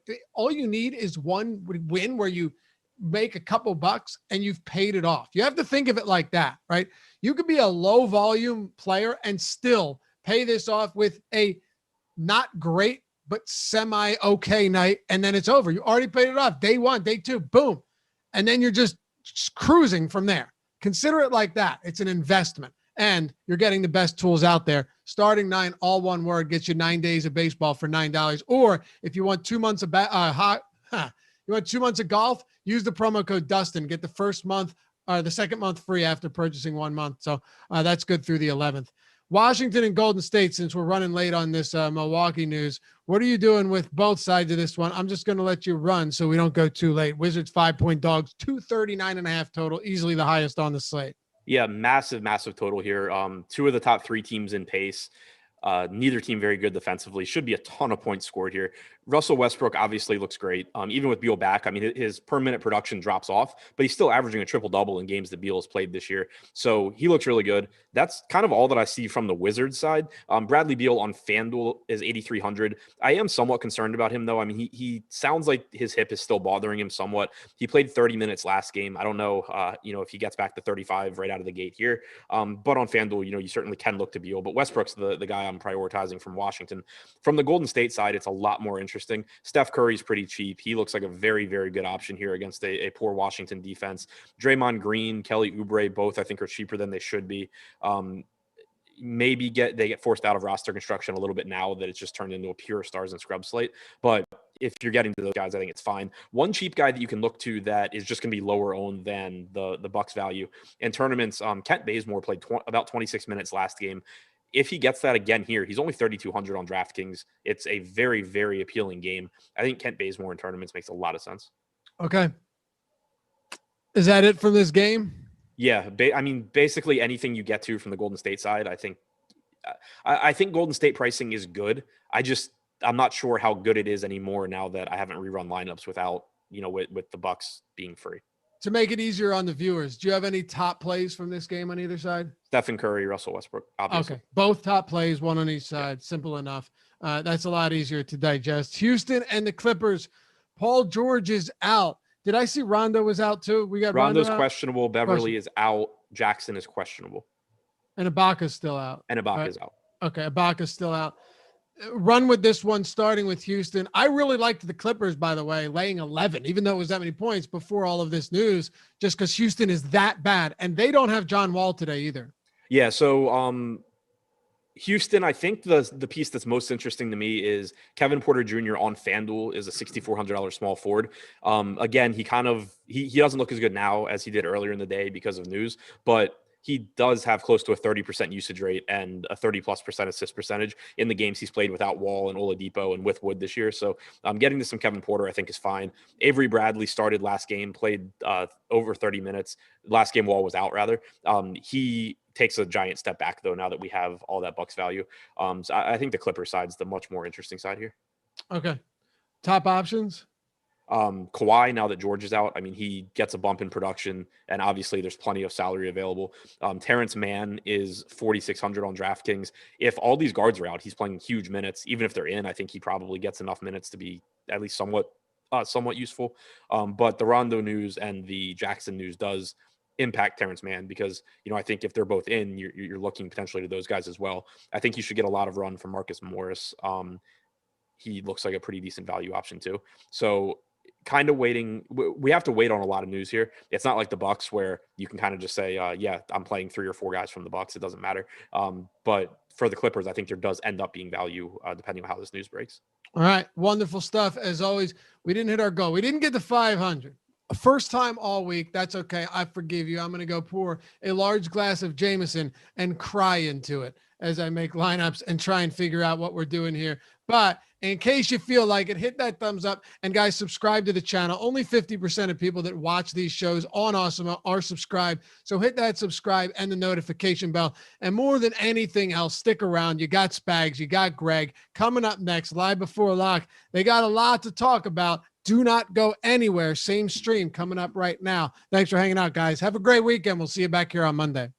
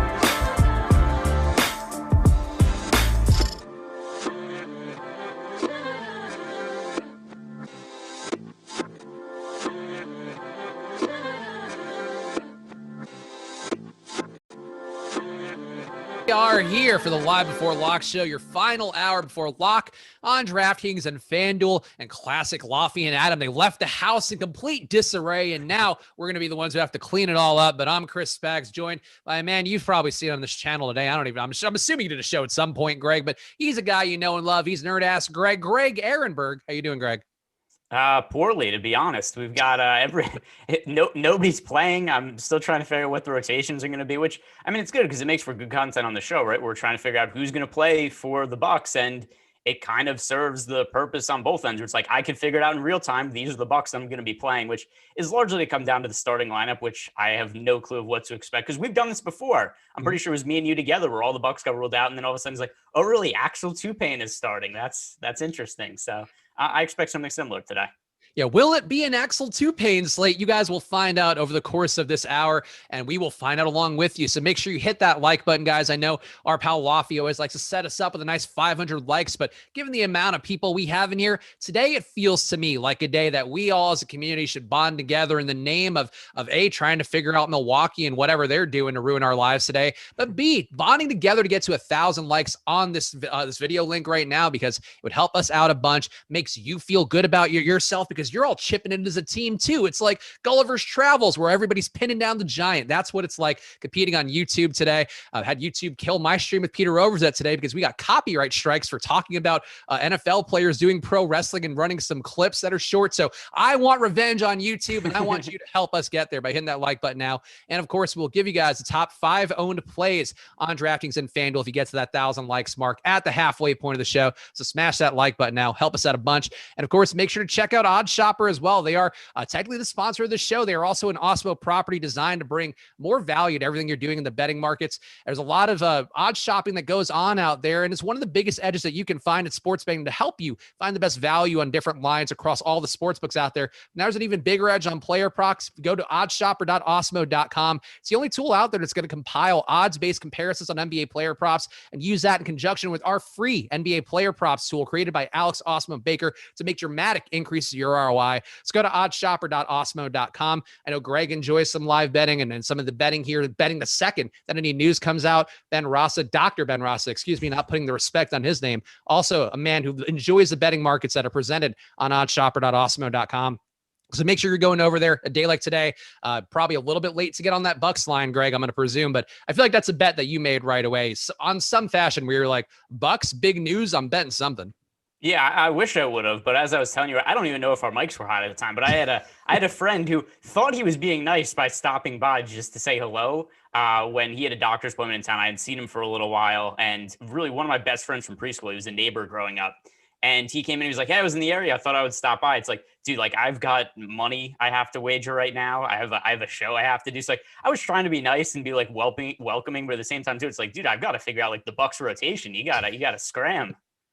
We got a super chat already from our pal Gene B. Kim, of course, a man who is, you've heard, I'm sure, the success that Gene's been having recently on this show, or really all the shows across the channel. Gene, one of our regulars, one guy we're really proud of using the Awesemo tools to his best benefit to make a lot of killing for himself. He's asking Gritchick or Lourdes, apparently wants us to do some MLB talk, and I'm a man who doesn't like letting anybody down ever. That's one of my big things, Greg. So if you had to choose between Lourdes Gurriel or Randall Gritchick in MLB, who would it be for you today? Let's start talking. I'm going to bring up my baseball lineups, and I'll just say whichever one I have more exposure. I think it's Gurriel for me. I just don't know off the top of my head, but we could start talking about the Bucks rotation as I pull up my my baseball lineup. So I have all right, fine. Let's do it. Answer. So let's do our, well, Greg lovingly crafts an answer to Gene B. Kim here. Let's talk about the Bucks, and I'll give you my starter prediction, which I was kind of bummed because Adam, I think, went a different direction initially and then corrected himself to what I think it's going to be. My guess is that you get Jeff Teague, you get Pat Connaughton, you get Jordan Nwora at small forward, you get Thanasis Antetokounmpo at power forward, and you get Bobby Portis playing center. That's my Bucks guess. Greg, what's your guess there, or your pick between Gritchick and Lourdes Gurriel? All right, I am going with the same starting lineup as last time, which is Sam Merrill, Axel Tupain, Jordan Nwora, Thanasis Antetokounmpo, and Bobby Portis. So something that the Bucks did the last time we saw them sit a bunch of guys, they didn't prioritize playing the older guys. Like Bryn Forbes, who's generally a part of the rotation, they brought him off the bench and had him play. He still played significant minutes, but he wasn't really a priority for them in terms of minutes. I think this is a game they're just punting. They're probably going to let a bunch of these young guys get run like we saw the other time. So I think they probably do something pretty similar. the minutes are going to be quite as significant for the starters because they have more active guys in the rotation this time. If I remember last time, I think they might have only had 8 active players. They have, or it was 9 actually off the top of my head. But I think that we're going to see the same starting lineup, and then I don't think they're going to really heavily prioritize getting the veterans run. So here's one thing which I thought was interesting from Awesemo, and this is something that could change here. Alex and our team always combing for different information behind the scenes to figure out, what the projections that you can make for these guys in terms of minutes. He does seem like he has Bryn Forbes starting. It looks like based on the minutes that are in here, I think the expectation for Awesemo would be you have Portis, Thanasis, Jeff Teague, Connaughton, and Forbes starting. I don't think I see Forbes starting. I think to me, this is a Nwora spot. And Sam Merrill was a guy who did start in that lineup that Greg just mentioned. I don't think he starts today. I would assume that's Jeff Teague. But Greg, do you feel like there's a chance here that we could see Connaughton and Forbes starting, or do you think those guys just kind of mixed in? Because in that game that you're referencing, it really was a spot where Connaughton was a non-factor, just kind of let the other guys do what they want. Forbes, I think, had a decent day as value, but kind of the same thing there. They let Thanasis, they let Sam Merrill, they let Jordan Nwora, who everybody knows near dear to my heart on these streams. I feel like that's sort of my expectation, is that I don't think Forbes starts, but are you feeling that there's definitely a chance, but what's the probability you'd give here? I mean, I don't know how to give out a probability of a team starting lineup when the players they've ruled out. They have. I mean, PJ Tucker's been out for a while. Then Brook Lopez doubtful, Drew Holiday out, Giannis out, Dante DiVincenzo out, Chris Middleton doubtful. I mean, everything's off the table once they've ruled all these guys out. And I mean, we've already gone down this path before where we saw them rule these guys out and we tried to guess the starting lineup. It was so random that it made it really hard to, I never would have gotten the correct combination guessing last time. So I'm just guessing the same starters that we've seen before. And that's kind of the route I think they'll go, is Bobby Portis being the high usage guy, and they'll just mix and match with a bunch of those young guys. I don't think that Bryn Forbes will be in the rotation. Pat Connaughton will be in the rotation. I'm not positive Jeff Teague will be in the rotation for this spot. But I think they're going to really prioritize the younger guys. And for me, I'm going to prioritize as value plays whoever's in the starting lineup. I'm going to feel pretty sketchy about anybody coming off the bench. So let's start with, I think, the guy who seems the safest right now, and he wasn't part of the injury report. Again, we had all these guys ruled out. We had Dante DiVincenzo ruled out. Giannis was ruled out earlier. Drew Holiday ruled out earlier. Then Chris Middleton, Brook Lopez added to the doubtful portion of things. But it does seem like Bobby Portis, a notable omission there. He's coming back from his COVID list time, had a good game last night. I guess you could say a great game, even relative to the price point. Today, the price hasn't come up much. And I feel like if you were to really try to be, go against the grain here and not take any of the minimum price Bucks, which I don't know is the move, or, minimum priced or close to minimum priced, I think Bobby Portis is really the one play that, regardless of the situation, as long as he's in that starting lineup, and we probably won't know this before before the slate locks itself, but I do think Bobby Portis is the one play that I trust here unequivocally. He's going to get his. He's been rebounding at an 18% clip without Giannis on the floor. All this stuff, to me, I think Portis is really the one that if you wanted to get cute and wanted to get away from every single buck, I think you still have to play Bobby Portis. Yeah, so I am assuming he starts as of right now in the build I have. He is my most roster play. And by the way, before I forget, for our friend Gene B. Kim, I have about 3 times more exposure to Lordy Scurriel compared to Randall Grichuk. So there's your answer to the question before. But talking about Bobby Portis, yeah, he's the player I have the most exposure to right now and is my priority play on the Bucks. He's the one I feel most confident in. If something happens where he doesn't start, then I'm going to have to change everything pretty dramatically. Okay, yeah, I'm with you on that. I think Bobby Portis, to me, looks like a play that, we talk about sometimes you end up with 100% of a guy just through a sorting process. I do, I think, more than some of our other hosts, but I know Josh does sometimes. A lot of the guys who talk on shows who just sometimes sit in the slate. Even Alex has talked about it with guys that on the game plan videos, people that he could sniff out being potentially people end up in a vast majority, if not 100% of his lineups. I feel like for me, Greg, I don't mind right now on the assumption that Portis is going to be getting run. And the game is still, not so late that you couldn't swap off if, God forbid, Portis ended up being ruled out last minute. I think Portis would be a guy I would lock in at the fantasy cruncher level, or I wouldn't even wait for a sorting process. I just wanted to be in one of my power forward or center spots on DraftKings. So right now, like I said, he's my most exposed player. I have him in 90% of my lineups, and that's probably the most they'll end up in, because from here I haven't projected really high. He'll only go down from here, right? So if there's a situation where he comes off the bench, or we find something weird about hey, we're just going to play everybody 24 minutes. We're going to run this like it's a rec league 4th grade rotation. Against the Grizzlies? And yeah, we're going to run our team like the Grizzlies and everybody plays 24 minutes. If we find out that's the case, then I'll have to lower him. But right now, 90% number I feel good about. I don't think it's too high. I don't feel good enough to go 100% though, just because there's so many plays I'm trying to get to now. Okay, I think that's fair, and I am a person who likes to play a little more aggressive with plays that I have some degree of confidence in, and I do think Portis to me, I mean, not that 90% is not confident, but I think to me, I'd rather make sure to get him at the cruncher level. So I know he's part of the calculation that's going on there, because I don't see how he would not be in all the lineups with my process anyway. So I'm just kind of putting the cart ahead of the horse, which is not usually a good thing in the expression, but for me, it might be. Hopefully, will be today. My confidence level, and I think this is sort of the way we could treat it. My confidence level in Thanasis is also pretty high, because I don't think there's any chance that he doesn't start. I find it hard to believe that he wouldn't. He basically played the bootleg Giannis, and people call him baby Giannis. He's 2 years older than Giannis, so I think that's worth pointing out too, just for your nicknaming purposes out there. But Thanasis, I have a pretty good level of confidence in. He's been getting regular rotational minutes, which is not the case for the Axel Tupains, the Sam Merrills, the even my boy Jordan Nworas of the world. I think that, to me, Antetokounmpo, I feel pretty confident that he's going to get the run, and I think really he's one guy too. I find it hard to believe there's a way that he doesn't start here, I guess, unless they went Portis at the 4 and went Diakite at the center, but I think that seems pretty unlikely. No, I agree with you. If you were to ask me one player who I'm most confident in starting, it would be Thanasis. Those other 4 spots, you could throw anybody in there and it wouldn't surprise me. Thanasis is the one player I would be pretty surprised if he doesn't end up starting. He has played, like you said, he's played regular rotation minutes right now. So with all that in mind, I think that he is somebody who is number one likely to start, and then also play actual significant starting minutes, because we've seen him in this situation before also. Yep. So we're on that same page there. The guy that I have questions about, which the deeper dive I think covered fairly well with Jeff Teague, and it was you, right, who fat shamed Jeff Teague previously on a show with me? Am I mixing that up? No, it was me-ish. Is what really happened was, I mean, yes, if we're being technical, I may have fat shamed him, but what happened was there was a play where there was a night he was starting for the Celtics. He was min price.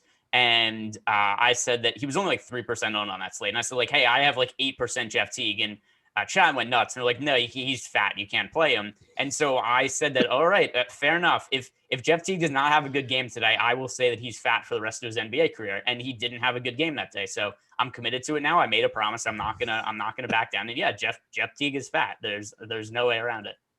So fat Jeff Teague, I can't joke about this now. I've had my own torrid history of issues. So the perfectly sized Jeff Teague, beautiful in every outfit, no matter what he's got on. I would say for Jeff Teague, I think he starts right now, but he is one guy I wouldn't be shocking to see him come off the bench. Your confidence level for him, I think he's a distant third behind Bobby Portis and Thanasis, but where are you landing with Teague? Because he's going to be highly owned, obviously, because of all of this. And is he a guy you would immediately try to dock down, at least until you know that he might be starting? So as of right now, I barely have him as part of the rotation, so I don't have him in my player pool. If we find out he's starting, I'm going to change that. But like we said before, when we're giving out starting lineup predictions, and by the way, the odds of my starting lineup guess being correct, very, very low. But I mean, you have to put in some sort of minutes when you're projecting out players. And since I'm assuming Jeff Teague comes off the bench and does not play a massive amount of minutes, because I think they're going to prioritize playing those young guys like we saw the last time this team was in this situation.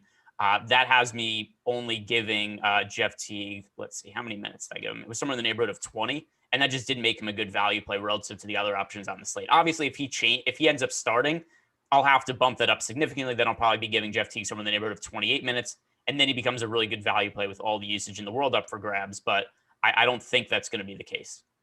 Okay, so yeah, right now Awesemo has him looking like he'll be starting. 31-minute projection for Jeff Teague. I do think if you give Jeff Teague 31 minutes and the assumption that he's starting, I do think that he would be a play that I'm comfortable getting to right now. And so talked about a lot in here. I'm usually not a person who's going to nickel and dime Awesemo's minutes projections. I like a lot of guys, our guys on staff, I do create my own projections, but they're sort of more just so I have something that's different from all you guys out there. Everybody out there is using Awesemo's projections. But I feel like I mostly am trying to be aligned with him. And if he has Teague for 31, I have some degree of comfort there. I think after this is where it falls off for me, where I would like Nwora to start. I think he should start. I think that he's functionally the guy who fills in for Middleton, but my confidence level for that is a little bit, I wouldn't say shaken, but hurt by the fact that Awesemo only has Jordan Nwora in for 21 minutes.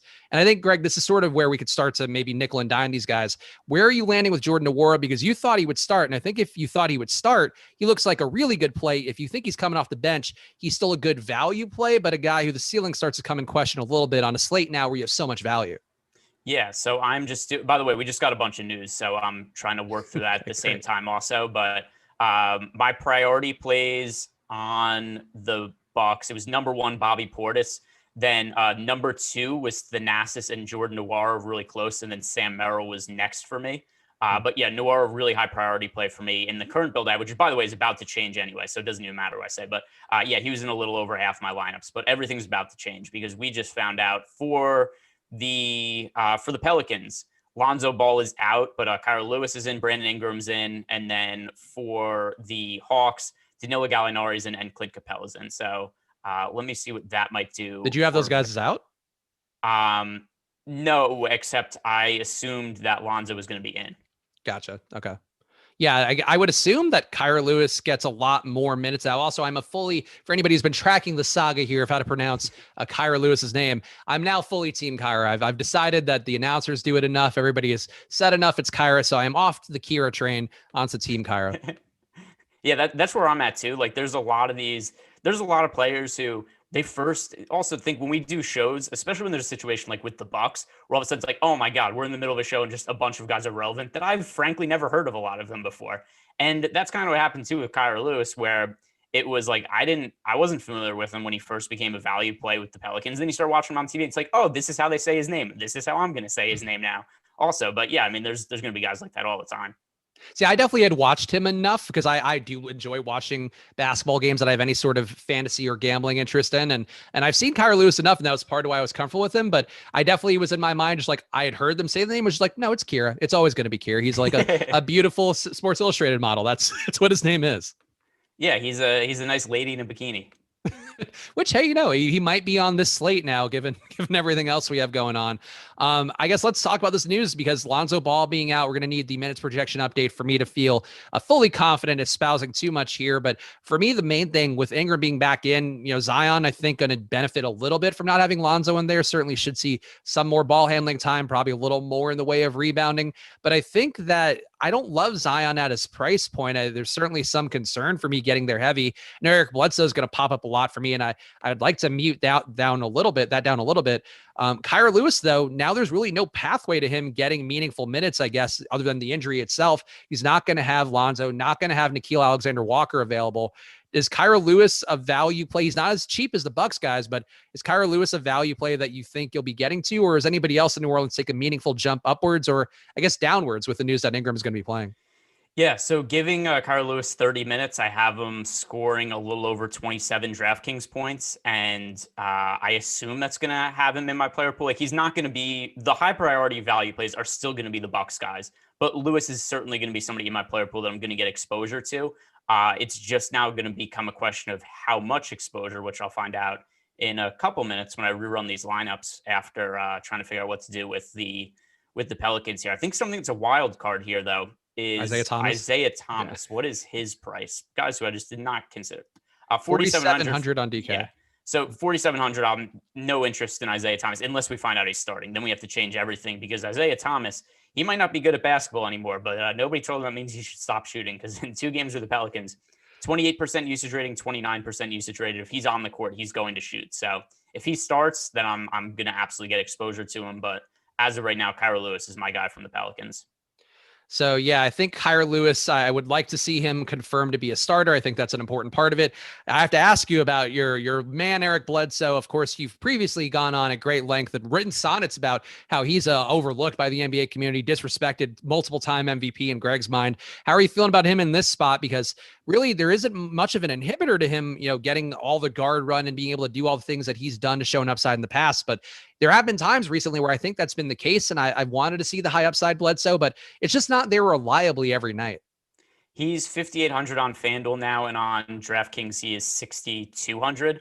So 6,400. So I mean, even a staunch Bledsoe supporter as myself, I showed up to his wedding as his best man. Like I wasn't even invited, but I knew it was just a mishap. So I showed up in my best tuxedo. But even so, he's not going to be in my player pool. That is the price is caught up at this point. He was like 4,200 when all the guys first got ruled out for the Pelicans, which is a totally different situation than where he's priced now.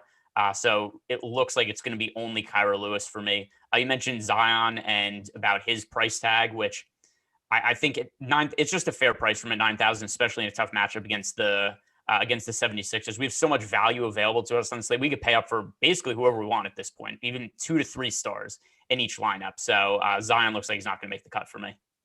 We got about 6 minutes left till money time and only 614 likes, though. It does seem like now I see what Lofty's talking about, the like counter. It was 614. Now I'm seeing 609, 606. It's literally moving in front of my eyes. So very confusing. And I'm not quite the conspiracy guy like our pal Lofty is, who would love to spin a yarn about Russian bots. I just think YouTube has got it out for me today, trying to make my day difficult as I'm doing 4 hours of content on a given day. So smash that like button now. Get us to 750 likes so we can do the top 5 owned plays on DraftKings and Fanduel for free. Of course, you want to get them yourself, go to awesemo.com/join. All the data that we talk about here, player projections, ownership projections, lineup builder, boom bust tool, all that stuff's available for you guys. So make sure to go to awesemo.com/join and smash that like button now so we can get to a respectable 750 and do money time here in 6 minutes. But yeah, the like counter really just fucking with everyone here.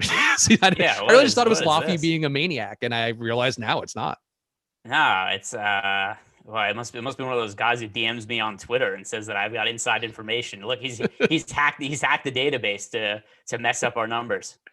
I would never put it past the troll to figure out one more level to completely screw with us. We got some more game time decisions to hit on. We got news that Brandon Clark, who was doubtful early in the day, upgraded to questionable, now a game time decision. Indiana, though, a more important game time decision that I think we should hit on first. We have Domantas Sabonis, Malcolm Brogdon game time decisions that I really would hope we're going to hear about soon, because these are very important ones, Greg. And how are you handling it right now? No Miles Turner for Indiana, going against an Orlando team that clearly not the Orlando team of days of yore. Really nobody of any sort of noteworthy talent on their side anymore. But I think this Sabonis Brogdon news, like, I would like to get to Sabonis with all the value that I'm going to have because of Milwaukee. But I think right now it's sort of tough to really pencil him in meaningfully, because you could easily have him miss again, and Goga Bitadze priced up a little bit, but still right there would be, I think, amidst all the other plays that we talked about for Milwaukee, would be right there amongst the top value plays if Sabonis sits again. Yeah, so I hope that Sabonis plays. I have him in right now, and that just has me getting to a minimal amount of exposure to him. He's not a high priority play for me, but he's in the player pool just because there's so much value, and there's guys I need to spend up for. And if I'm only spending up for, Kawhi Leonard and Russell Westbrook, then every single one of my lineups ends up being the same. So Sabonis is one of the guys who I have in like 5% of my lineups right now, just as a different option to pay up for. And I hope he's in just from a standpoint of I don't want to have to consider another value play at this point. Goga Bitadze, he's 4,900 on FanDuel. That would have him in play, but not the same priority play. He would be on DraftKings at 3,800. Goga got himself into a little bit of foul trouble last game, but even in limited minutes, 25 minutes, over 30 DraftKings points. So at a 3,800 price tag, I would absolutely have to get exposure to him if Sabonis is out. And like I said, I just hope that's not the case, because we already have so many options to consider that we don't need any more value plays. It's just an overload. Did you watch that game at all by any chance, the Goga game against Minnesota? Because there was one thing that jumped out, but it'll be funnier if you actually saw it. I have no idea what you're talking about. And I don't think I saw whatever it is that you're mentioning. So for the Indiana versus Minnesota game, this is just a quick anecdote about Goga, because it's something that doesn't really jump out, I think, on his data. If you just look at him, if you're analyzing it like we are as DFS hosts, or as you guys out there trying to play a slate, but Goga shot a 3-pointer in that game and made it and swished it. And Towns looked at him like, what? You're able to do that? It wasn't on the scouting report. He had no clue, just thought he was going to come inside and bang all day. And yeah, Goga can shoot, can stretch the floor. He's a very talented guy, I think, relative to what we expect of backup big men who are always pretty productive when filling in, because they rebound a lot, they get shots at the rim. But yeah, Goga can knock down some threes. And I think both Karl Anthony Towns and I, me more delightfully pleased, but Towns definitely more shocked in some way. Let's talk about the other game time decision with Brandon Clark, because I do think that's an important one to hit on. Brandon Clark, to me, he and D'Anthony Melton are two of the main inhibitors to Kyle Anderson kind of having a reliable upside. And against the Knicks, I think in particular, where they're playing slow, I do think Kyle Anderson's in play if Brandon Clark is out. If Brandon Clark is in, I probably don't want much of the Grizzlies, but you also have Jonas Valanciunas, who does take a pretty big jump in rates without Brandon Clark too. He gets just shy of a 25% rebound rate. It's a little more usage as well. I think the Brandon Clark injury kind of important here, more than most people might think for this slate. But do you have any sort of thoughts on that? Because the Milwaukee value might change things here, where you don't need a ton of Memphis guys, but Jonas Valanciunas has the upside to break a slate. Kyle Anderson, I think, still has the ability to be a top value play at his price point on DK. Do you have any thoughts on Brandon Clark's availability and how it sort of affects a trickle down here? So I had a minimal amount of exposure to Kyle Anderson and Jonas Valanciunas earlier in the day, but that was before we had the Bucks news. That was before we had the Clippers news. Like there's a whole bunch of news items that have come out since then. So I was kind of updating everything at once after Brandon Clark was upgraded to questionable. Number one, I assume that Brandon Clark plays at this point. But even if he's out, even with a boost going to guys like Kyle Anderson, Jonas Valanciunas, so much value is opened up at this point that I think there's too great of an opportunity cost to roster these guys. Like I'm not playing Kyle Anderson in a roster spot because he's mediocre value in a really difficult matchup against the Knicks. This game is the lowest total on the slate, just basically the standard for any time the Knicks are, or in any game on the slate. The Knicks are one of the better defenses in the league. They played a really slow pace, so they're very difficult to score fantasy points against. There's so much value available that I don't think there's a need to go to Valanciunas or Anderson, even if Clark ends up setting. We also got the updated minutes projections from Awesemo for New Orleans. I just want to circle back on that real fast because Kira Lewis only in for 23 minutes from Awesemo. I actually need to put this back and sort it out again, but it seems like there really isn't a meaningful beneficiary, at least from what I could tell, according to the minutes projection. I guess Eric Bledsoe becomes closer to playable, but I didn't realize he's 6,400 on DK now, so I don't think I want to get there much. Are you seeing still, or do you disagree with the Awesemo minutes for Kira Lewis where he's at 23 for Awesemo? Do you think it should be a little bit higher? I have him starting and playing 30 minutes. If that's not the case, if he comes off the bench and doesn't start, then I have to overhaul everything. But right now I have him starting, so that makes him a good play. So what I assume the starting lineup to be right now for me is I have Kira Lewis at point guard, Eric Bledsoe at shooting guard. Then we have Ingram at small forward, Zion at power forward, Steven Adams at center. I'm trying to think what else would the starting lineup potentially be? Because, Josh Hart's out, Nickeil Alexander-Walker's out, Lonzo Ball's out. Maybe Isaiah Thomas starts. Maybe they go Eric Bledsoe at point guard and they throw Najee Marshall back in there or something. But right now I assume that Lewis starts. I'll change if that's not the case, but that's what seems like the most logical lineup to me. Yeah, no, I agree. I think that is the logical lineup. I guess maybe Kira Lewis coming off of injury, maybe we haven't seen anything about a minutes restriction. So I think that's something to keep in mind, but it does seem like Awesemo not willing to give him the starters run here, or, what you'd expect normally of a healthy guy who has the backup point guard or is the backup point guard filling in and picking up minutes. Doesn't seem to be getting quite as many minutes from Awesemo. So definitely something to keep in mind there, because with the minutes that he gave, I just don't see any of these guys looking materially better. Besides Eric Bledsoe, still too expensive to really get there meaningfully. So that's something to keep in mind. I guess let's talk about Paul George fast here. I think the Paul George injury might be being ruled out. I don't even know if it's a real injury. It could just be him. Might have had a few too many coffees today and he just has to hang out. Maybe even a shy tea got to him today after he switched up his coffee habits. But I feel like Kawhi Leonard really, to me, is the one guy who jumps out meaningfully. I think people may want to get some Marcus Morris. He's fine. If you land on him, I really don't have an issue with it. But Kawhi, to me, you're going to be able to afford a lot of him. Zubac, I guess, also takes a jump upwards in a meaningful way. 32 minutes from Awesemo. Looks like about a 35 fantasy point projection for him from Awesemo and what I have as well. I feel like those are the guys, though, that I think everybody else for the Clippers kind of gets drowned out by the Milwaukee value because they look good on a normal slate. You'd probably play a lot of Clippers. But in this spot here, Greg, I feel like it's really Kawhi or Zubac for me or bust. I like Luke Kennard. I assume that he's going to enter the starting lineup. That also, and I assume that Reggie Jackson and Rajon Rondo are both going to sit. They're both listed as questionable on the injury report. I have them out right now, so that makes a difference for me also. So Luke Kennard is somebody who I actually have kind of right in step with a lot of those Bucks plays. I think he's a good differentiation if the field's going to be really heavy on the Bucks and not as much on Luke Kennard. We've seen Luke Kennard start games when Paul George was out fairly recently. He played really well in those starts, and now he's only 3,300. The starts that he had in place of Paul George was about a week and a half ago now. He scored 31.75 DraftKings points against the Bucks in 32 minutes. Then against the Magic, he played 33 minutes and scored 26.75 DraftKings points. So if people are not going to be getting to him because they're all getting to the Bucks guys, that's a spot I want to be on. I think that he's the pivot play of a value right now, and I assume that he's going to end up starting. All right, so we're past halfway point of the show, and honestly, I have no clue what the like counter is now. So let's just do it and flip the hat. But wherever you're doing, just hit the like button now, because I don't think we lost 100 likes by asking for likes. I would like to believe people out there aren't that spiteful, but smash that like button now. Help us out here, and let's see the top 5 owned plays according to our most recent run. I'm going to refresh here to make sure it's as hot off the presses as it can be. Sabonis and Brogdon in, by the way. Okay.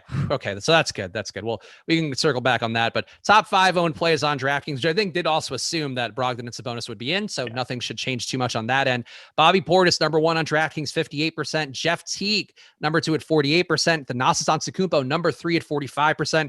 Jordan Nwora, number 4 at 40%. Love to see him there. I'm so proud of that boy. Steph Curry, number 5 at 28%. Greg, out of these guys, I will say the one that jumps out to me, and it sucks, I don't want to say it, but Jordan Nwora, just out of the concern that maybe he doesn't pick up the start here. I think he does, but if Alex feels like that he won't, I think the 40% ownership could be a bit lofty for a guy who ends up closer to 20 or 25 fantasy points than 30. And I think that's a pretty big difference on a slate like this one. But out of that top 5, Greg, Portis, Teague, Thanasis, Jordan Nwora, Curry, I presume you're going to go Teague here as the one that stands out as being a bit overowned. Yeah, so especially for me right now, and by the way, we have a super chat that I'll tie into this right now because Alex Kaiser asked us if Lewis starts, him or Teague for Fanduel GPP. I mean, we have to address also if Teague starts. So if both Teague and Lewis start, then my answer is Teague. If Lewis starts and Teague, it's just going to be whichever one starts. If both of them come off the bench, then ideally neither of them. If both of them start, Teague. If Lewis starts and Teague comes off the bench, then Lewis. I think that addresses that question. But circling back on Jeff Teague, I don't think he's going to start as of now. And I could be wrong. I'm just guessing. And that's the same thing that Alex is doing. He puts in his minutes. He's guessing because it's really hard to predict the Bucks starting lineup. If you were to poll everybody who the Bucks were going to start the last time that they had guys out, I would guess the amount of people who are going to guess Axel Tupain would be extremely, extremely low. So I think there's a whole lot of randomness that's in the starting lineup. And yeah, I have my lineups built right now with a guest starting lineup, but I'm going to be wrong. And I'm going to have to rebuild the lineups and do it again when it officially comes out. But right now, I assume that Jeff Teague is not starting. So that makes me think he's going too highly owned. Okay. Yeah, no, I think that's a reasonable take to have. And it is, you are doing guesswork and, you can, Greg, certainly a qualified man in his own right, Awesemo, a qualified man in his own right. So sometimes there are going to be disagreements of opinion, but it does seem, definitely a situation you have to watch either way. I think the one thing that jumps out for me though, is that Teague, I don't mind putting in currently because if he doesn't start, I think he can swap to Merrill pretty easily if he were the one who started. And I think for me right now, I'm going to play it as though Teague is a starter. And I guess probably just get a little bit less Jordan Nwora in the process, even though I do believe he's going to start. I might bump down Bryn Forbes a little bit because I'm just not the most confident in him. FanDuel's top 5 though. Bobby Portis 68% on FanDuel. Thanasis 39% on FanDuel. Bradley Beal 29%. Steph Curry 27% for him. Trae Young is number 5 at 27%. Greg, out of that top 5 on FanDuel, Portis, Thanasis, Beal, Steph, and Trae. Does anybody seem overowned to you? And I guess would you be willing to move away from Bobby Portis on FanDuel more just because he's going to be one way you can get different from 30% of the field, it looks like? Not really. Like at first glance, I would say Trae Young. That seems really high, but he's 8,100 on FanDuel. It's such a low number for Trae Young. He's not somebody I'm getting to on DraftKings, but FanDuel's a totally different story because he's in a totally different price range. So all those guys seem about accurate to me. Okay. Yeah, I think that's fair. And Bradley Beal too. We had a question in the premium Slack, which I think we can hit on now. And let me just pull it up real fast. But it was just basically asking about Bradley Beal. Just want to give credit to the guy who asked. Shotgun 205 saying, how should we handle Beal tonight? Beal on DraftKings, I think will pop up in some lineups for me just because the price point's going to work with some of the value plays out there. I don't mind Beal and spots playing alongside Westbrook. Obviously, just like with Westbrook is a better play normally without Beal. Beal's a better play without Westbrook, but the FanDuel price, I think, really does stand out for Beal, where I don't mind being there. The injury, a bit of a concern, but it was a hip contusion. It wasn't like he had a tear or, a sort of muscle injury or anything, just that he was bruised up enough and it wasn't moving the right way. I have to assume Beal's good and ready to go. And I don't mind him on DraftKings, but I do think on FanDuel, like he's a worthwhile play, even if you move away a little bit just because of the ownership. Well, I like the medical advice there from you, Spags. I mean, I know if you'd learned it from Dr. Ben, certified money doctor. We already got Dr. Ben Ross. We already got Nurse Eric Lindquist. Look at you just stepping on their toes and giving out medical advice. I created the whole medical theme. I can do what I'm the David E. Kelly of this. Go on. So here's my take on Bradley Beal for FanDuel. Very good play. He's one of the best shooting guard options, no doubt. DraftKings, I was getting to him a little bit until we had the Paul George news, because once Paul George was ruled out, now we have Kawhi Leonard, who, even though he's small forward eligible and Bradley Beal is shooting guard eligible, I only have Bradley Beal in a few of my lineups, and now basically all the exposure is going to Kawhi in that price range, or if I'm paying up a little bit to get to Steph Curry as a guard. So Kawhi Leonard being at 9,400 with Bradley Beal at 9,300, and I just have Kawhi projected so much higher. Now that Paul George is out, that just took my shares of Bradley Beal away. Okay. No, that's reasonable. And yeah, I think Beal, to me, it's just more a price point thing. I could see him, like, he's not one of those guys that I would have any concern about him killing me today, where you're just trying to fill some salary, but definitely some pivot points you can get to move away from Beal if you so choose. Is there anybody else on FanDuel who's worth bringing up, by the way? Because I am not playing on FanDuel today. I don't play so much on there when we're doing live before lock shows, or when I'm just drained and don't want to risk $1,000 on two sites, across two sites each. But how are you feeling about the FanDuel plays? Is anybody there a materially better play than DraftKings? Because obviously the DraftKings value going to stand out a lot more, but on FanDuel, you maybe don't sometimes need as many value guys like you do on DraftKings just to get a competent lineup. So we mentioned Bradley Beal, much better play on FanDuel than DraftKings.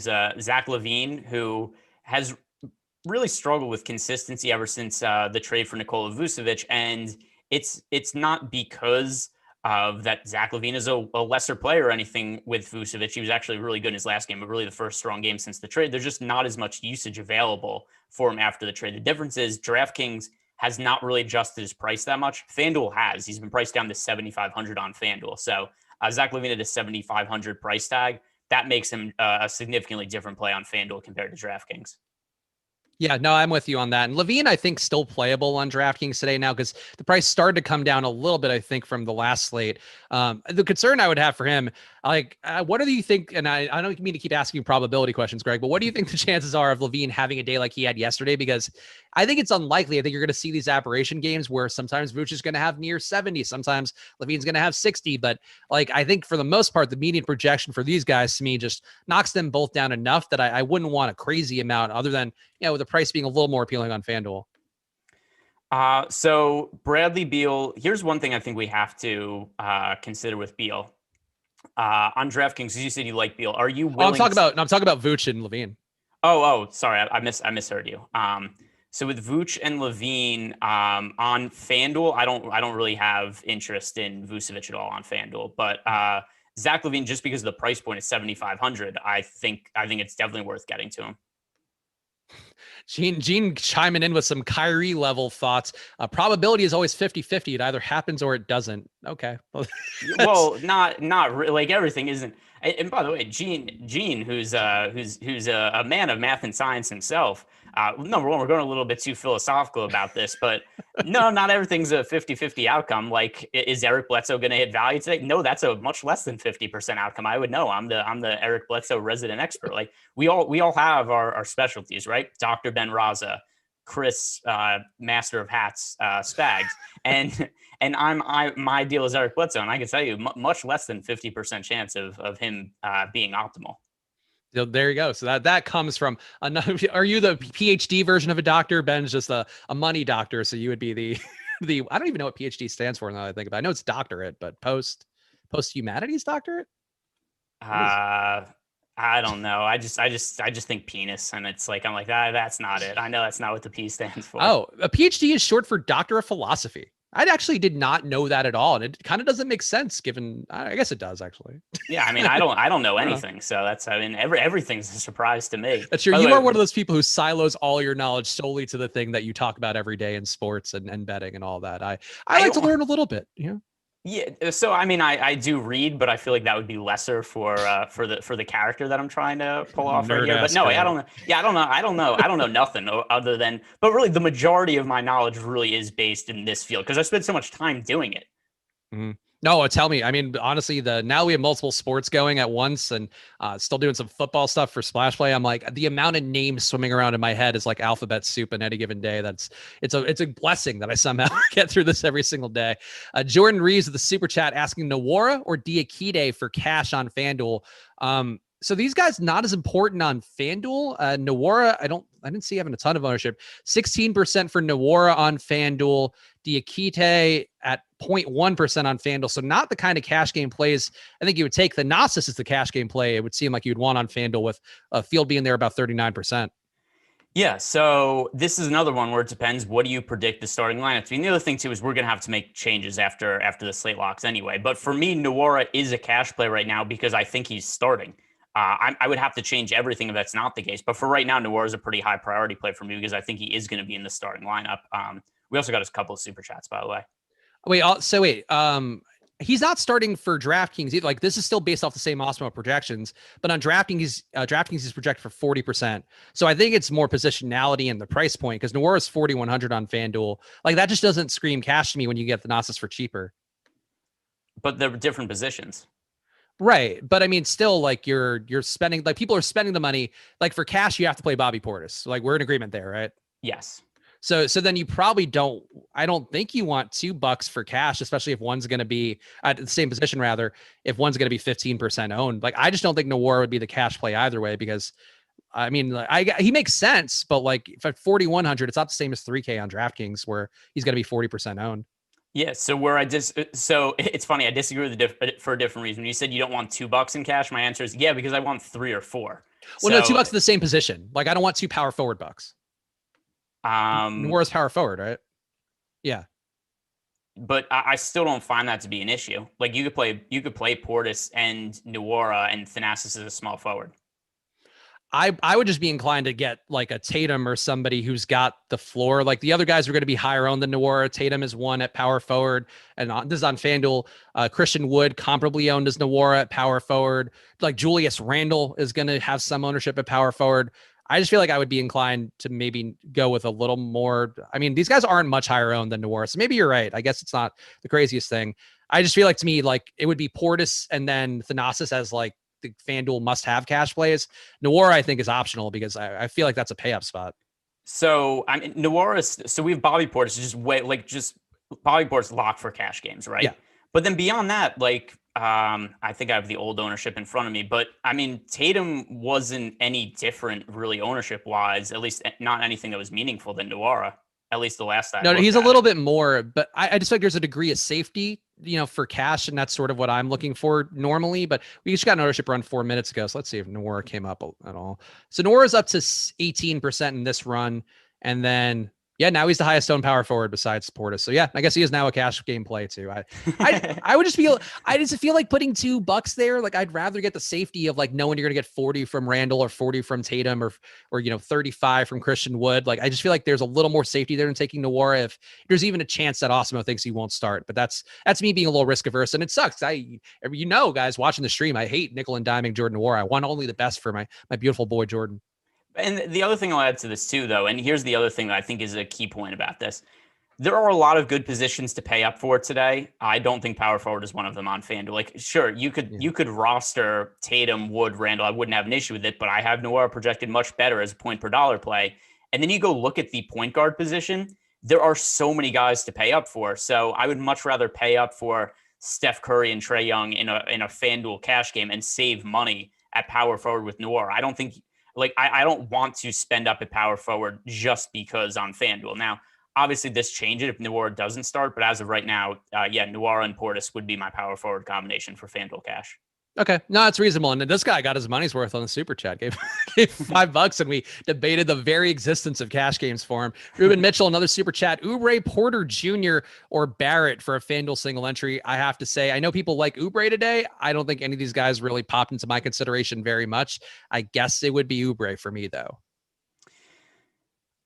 So projection wise, yes, Oubre, but I also think he's going over owned because he's picking up 25% ownership. So to me, that's a little bit too rich. So let's assume Thanasis, I would just play him in one of the spots. I don't care what the ownership is.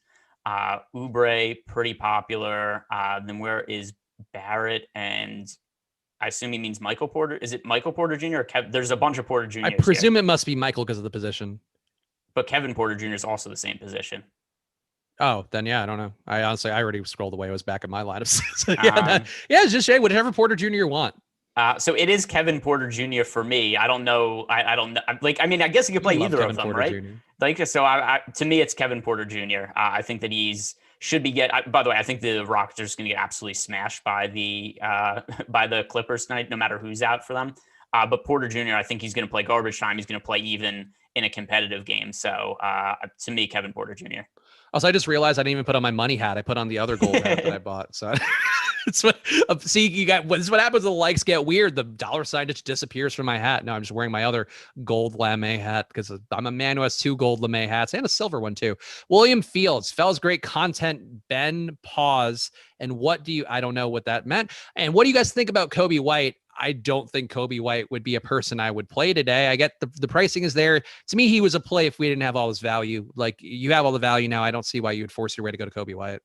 Yeah, I don't have exposure to Kobe White. As is, he's already being marginalized in the Bulls rotation, right? Because you have, by the way, it was an issue even before they traded for Vucevic, and now there's less usage available. But even before that, you know, we had Satoransky starting over him, and that was already starting to cut into Kobe White's minutes. So that is a really thin play on this slate. There's no reason to go there. Also, a wild bit by that guy who just got muted on here. I don't know. I hope nobody saw that or was offended by it. But boy, what is that guy doing? It's Friday, man. Enjoy life a little more than whatever that was. The less said, the better. William Fields also asking, is Brandon Ingram on any restrictions? I haven't seen anything about it. I would assume you could sort of shave a minute or two off, but there isn't anything announced. So I think you could play him straight. But he's still, to me, price wise, like, he doesn't look like the best play. I'm just going really quick to see if there's anything that our guy, El Negro Loco, the news god, has posted about it. But Kyra Lewis will play. We see the other Pelicans. So, yeah, no news that I've seen yet of a minutes restriction. So nothing. I mean, he could have one just because he's been out for injury for a while, but we haven't seen anything definitive yet. All right. And I think that clears the super chat deck. Actually, one more. Trae Young or Ben Simmons for cash. Price doesn't matter. I think that's Trae. If this is a FanDuel question, especially, I think that's Trae. I think honestly, both sides for me would be Trae. Yeah, it is. Especially on FanDuel. Trae Young only 8,100 on FanDuel. He's one of the best point guard plays. Did you get to him a meaningful amount on DraftKings? I'm still sorting it out now. He did project pretty well for me. And it's all going to depend how the ownership looks, but I got him in 14% of my crunches, which would put him as my number 4 point guard. With Jeff Teague taking up the lion's share there. I prefer Steph by a pretty wide margin, but yeah, Trae, I think in terms of the pay up options, even if he's a little more expensive than FanDuel, I think he's a perfectly fine play. Yeah, I have a very minimal amount of him just because I'm prioritizing on DraftKings, that is Russell Westbrook and Steph Curry as point guard plays. I got a little more Russ too because of the value. Yeah, like Russ. It's funny because before all this news opened up, I don't think I really had any exposure to Russell Westbrook, at least not like a real meaningful amount. And then once you get to a point where you can pay up for whoever you want because there's all the value in the world, then all of a sudden Russell Westbrook ends up popping into a whole bunch of my lineups, even though his projection doesn't change for me. It's just all the other options around at the bottom of the pricing tier just made him so much more viable. We also got a bunch of super chats coming through. I'm going to jump to the premium Slack real fast to make sure we're taking care of them. And let's try to soundbite these questions, Greg, so we can get a bunch in here. But sorry to backtrack. What does Forbes look like, and how does a rule sound not playing Teague and Forbes together? I feel like, to me, just Forbes is the one play I don't trust the most because I've seen this happen before and played him the last game, and he really didn't push his opportunity up a lot more. I think having Teague in too, you could separate him. I think for me, just taking max $4 would be the move that I'd want more because I don't know these guys directly pull from each other. I think Teague directly can fix with Sam Merrill the most if you wanted to make a group. It's accounting for the fact that we don't know who's going to be starting yet. But Greg, any thoughts at all, Teague and Forbes? I'm fairly confident that Forbes will not start just because we've seen him active for the situation before and he did not start. Teague was not on the team then. So just because based on that logic, I think Teague is more likely to start. But once again, I'm not totally confident that Teague starts either. I think we could see Jordan Nwora, your guy. I think he might start, and I think you might even know something that he's going to start. I think kind of like, how I have that in with Steve Kerr. I think you have the same thing with any Jordan Nwora related news. I would love if Jordan Nwora became my friend. I think he's a guy who's got a lot of potential because he shoots relentlessly and remorselessly. And those are the guys that I appreciate the most. Remorselessly, I think would be the better way. Do you think it's okay to leave 1,500 to 2,000 on the table in a DK GPP tonight? 3 studs and a bunch of bucks. I would still cap it, I think. When you're swap-optimizing later in the slate, I feel like maybe you open up a little more and do, minimum or maximum of $800 left on the table. But Greg, 2,000 feels like a lot. You could still afford enough studs. I just don't see that being the move. Yeah, especially because there's some individual plays that I, really, really like on the Bucks for sure. So let's say, let me just pull somebody out. Or let's use Jordan Nwora as an example, right? Because he's the man of the hour right now. Jordan Nwora is 3,000.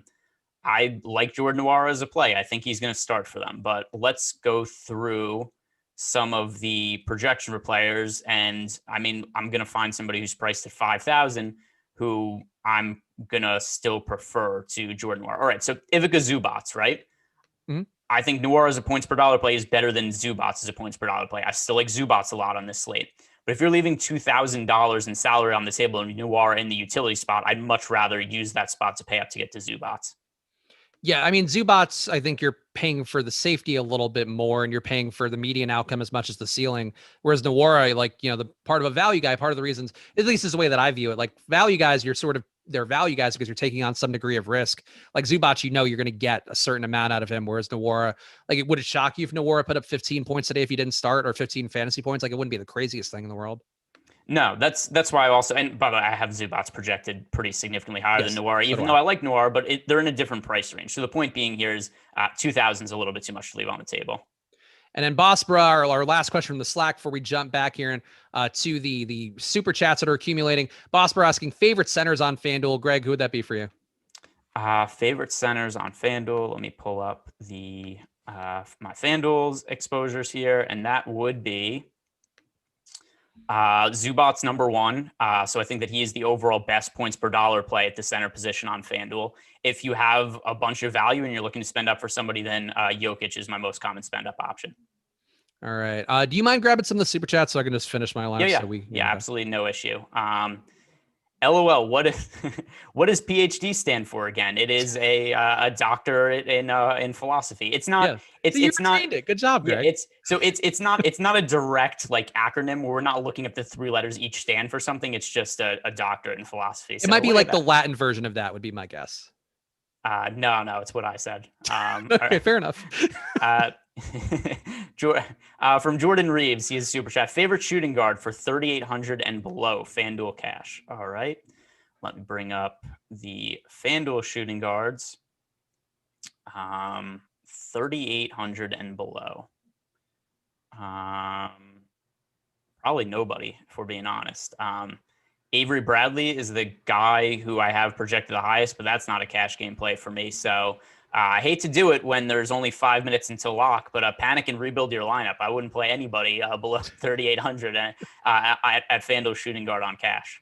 The important thing is he tried. I think that's really what I would always advocate for. But that's when there's a day when you have so much clearly defined value, especially, I agree. Like, don't forcing a play in at a price point just because you like your construction, like especially for cash, like follow the dudes who are owned first and foremost, because that's sort of going to keep you the most safe to get to the cash line. That's like what cash games are. I got a few more here, so I could take some.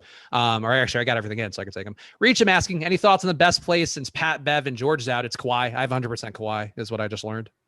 Oh, wow. 100%. That is aggressive to me. Do you have any concerns? By the way, I'm fairly heavy on Kawhi. Also, I have him in 40% of my lineups. So it's not like I don't have him, but 100%. The reason that would be a little bit too risky for my personal taste is I don't know how many minutes that he's going to have to play. Number one, in a matchup against the Rockets, who have just been absolute dog shit as of late. And then number two, tail end of a back-to-back where the Clippers have been notoriously cautious with Kawhi in this kind of scenario. So I think there's a little bit of uncertainty in his minutes upside.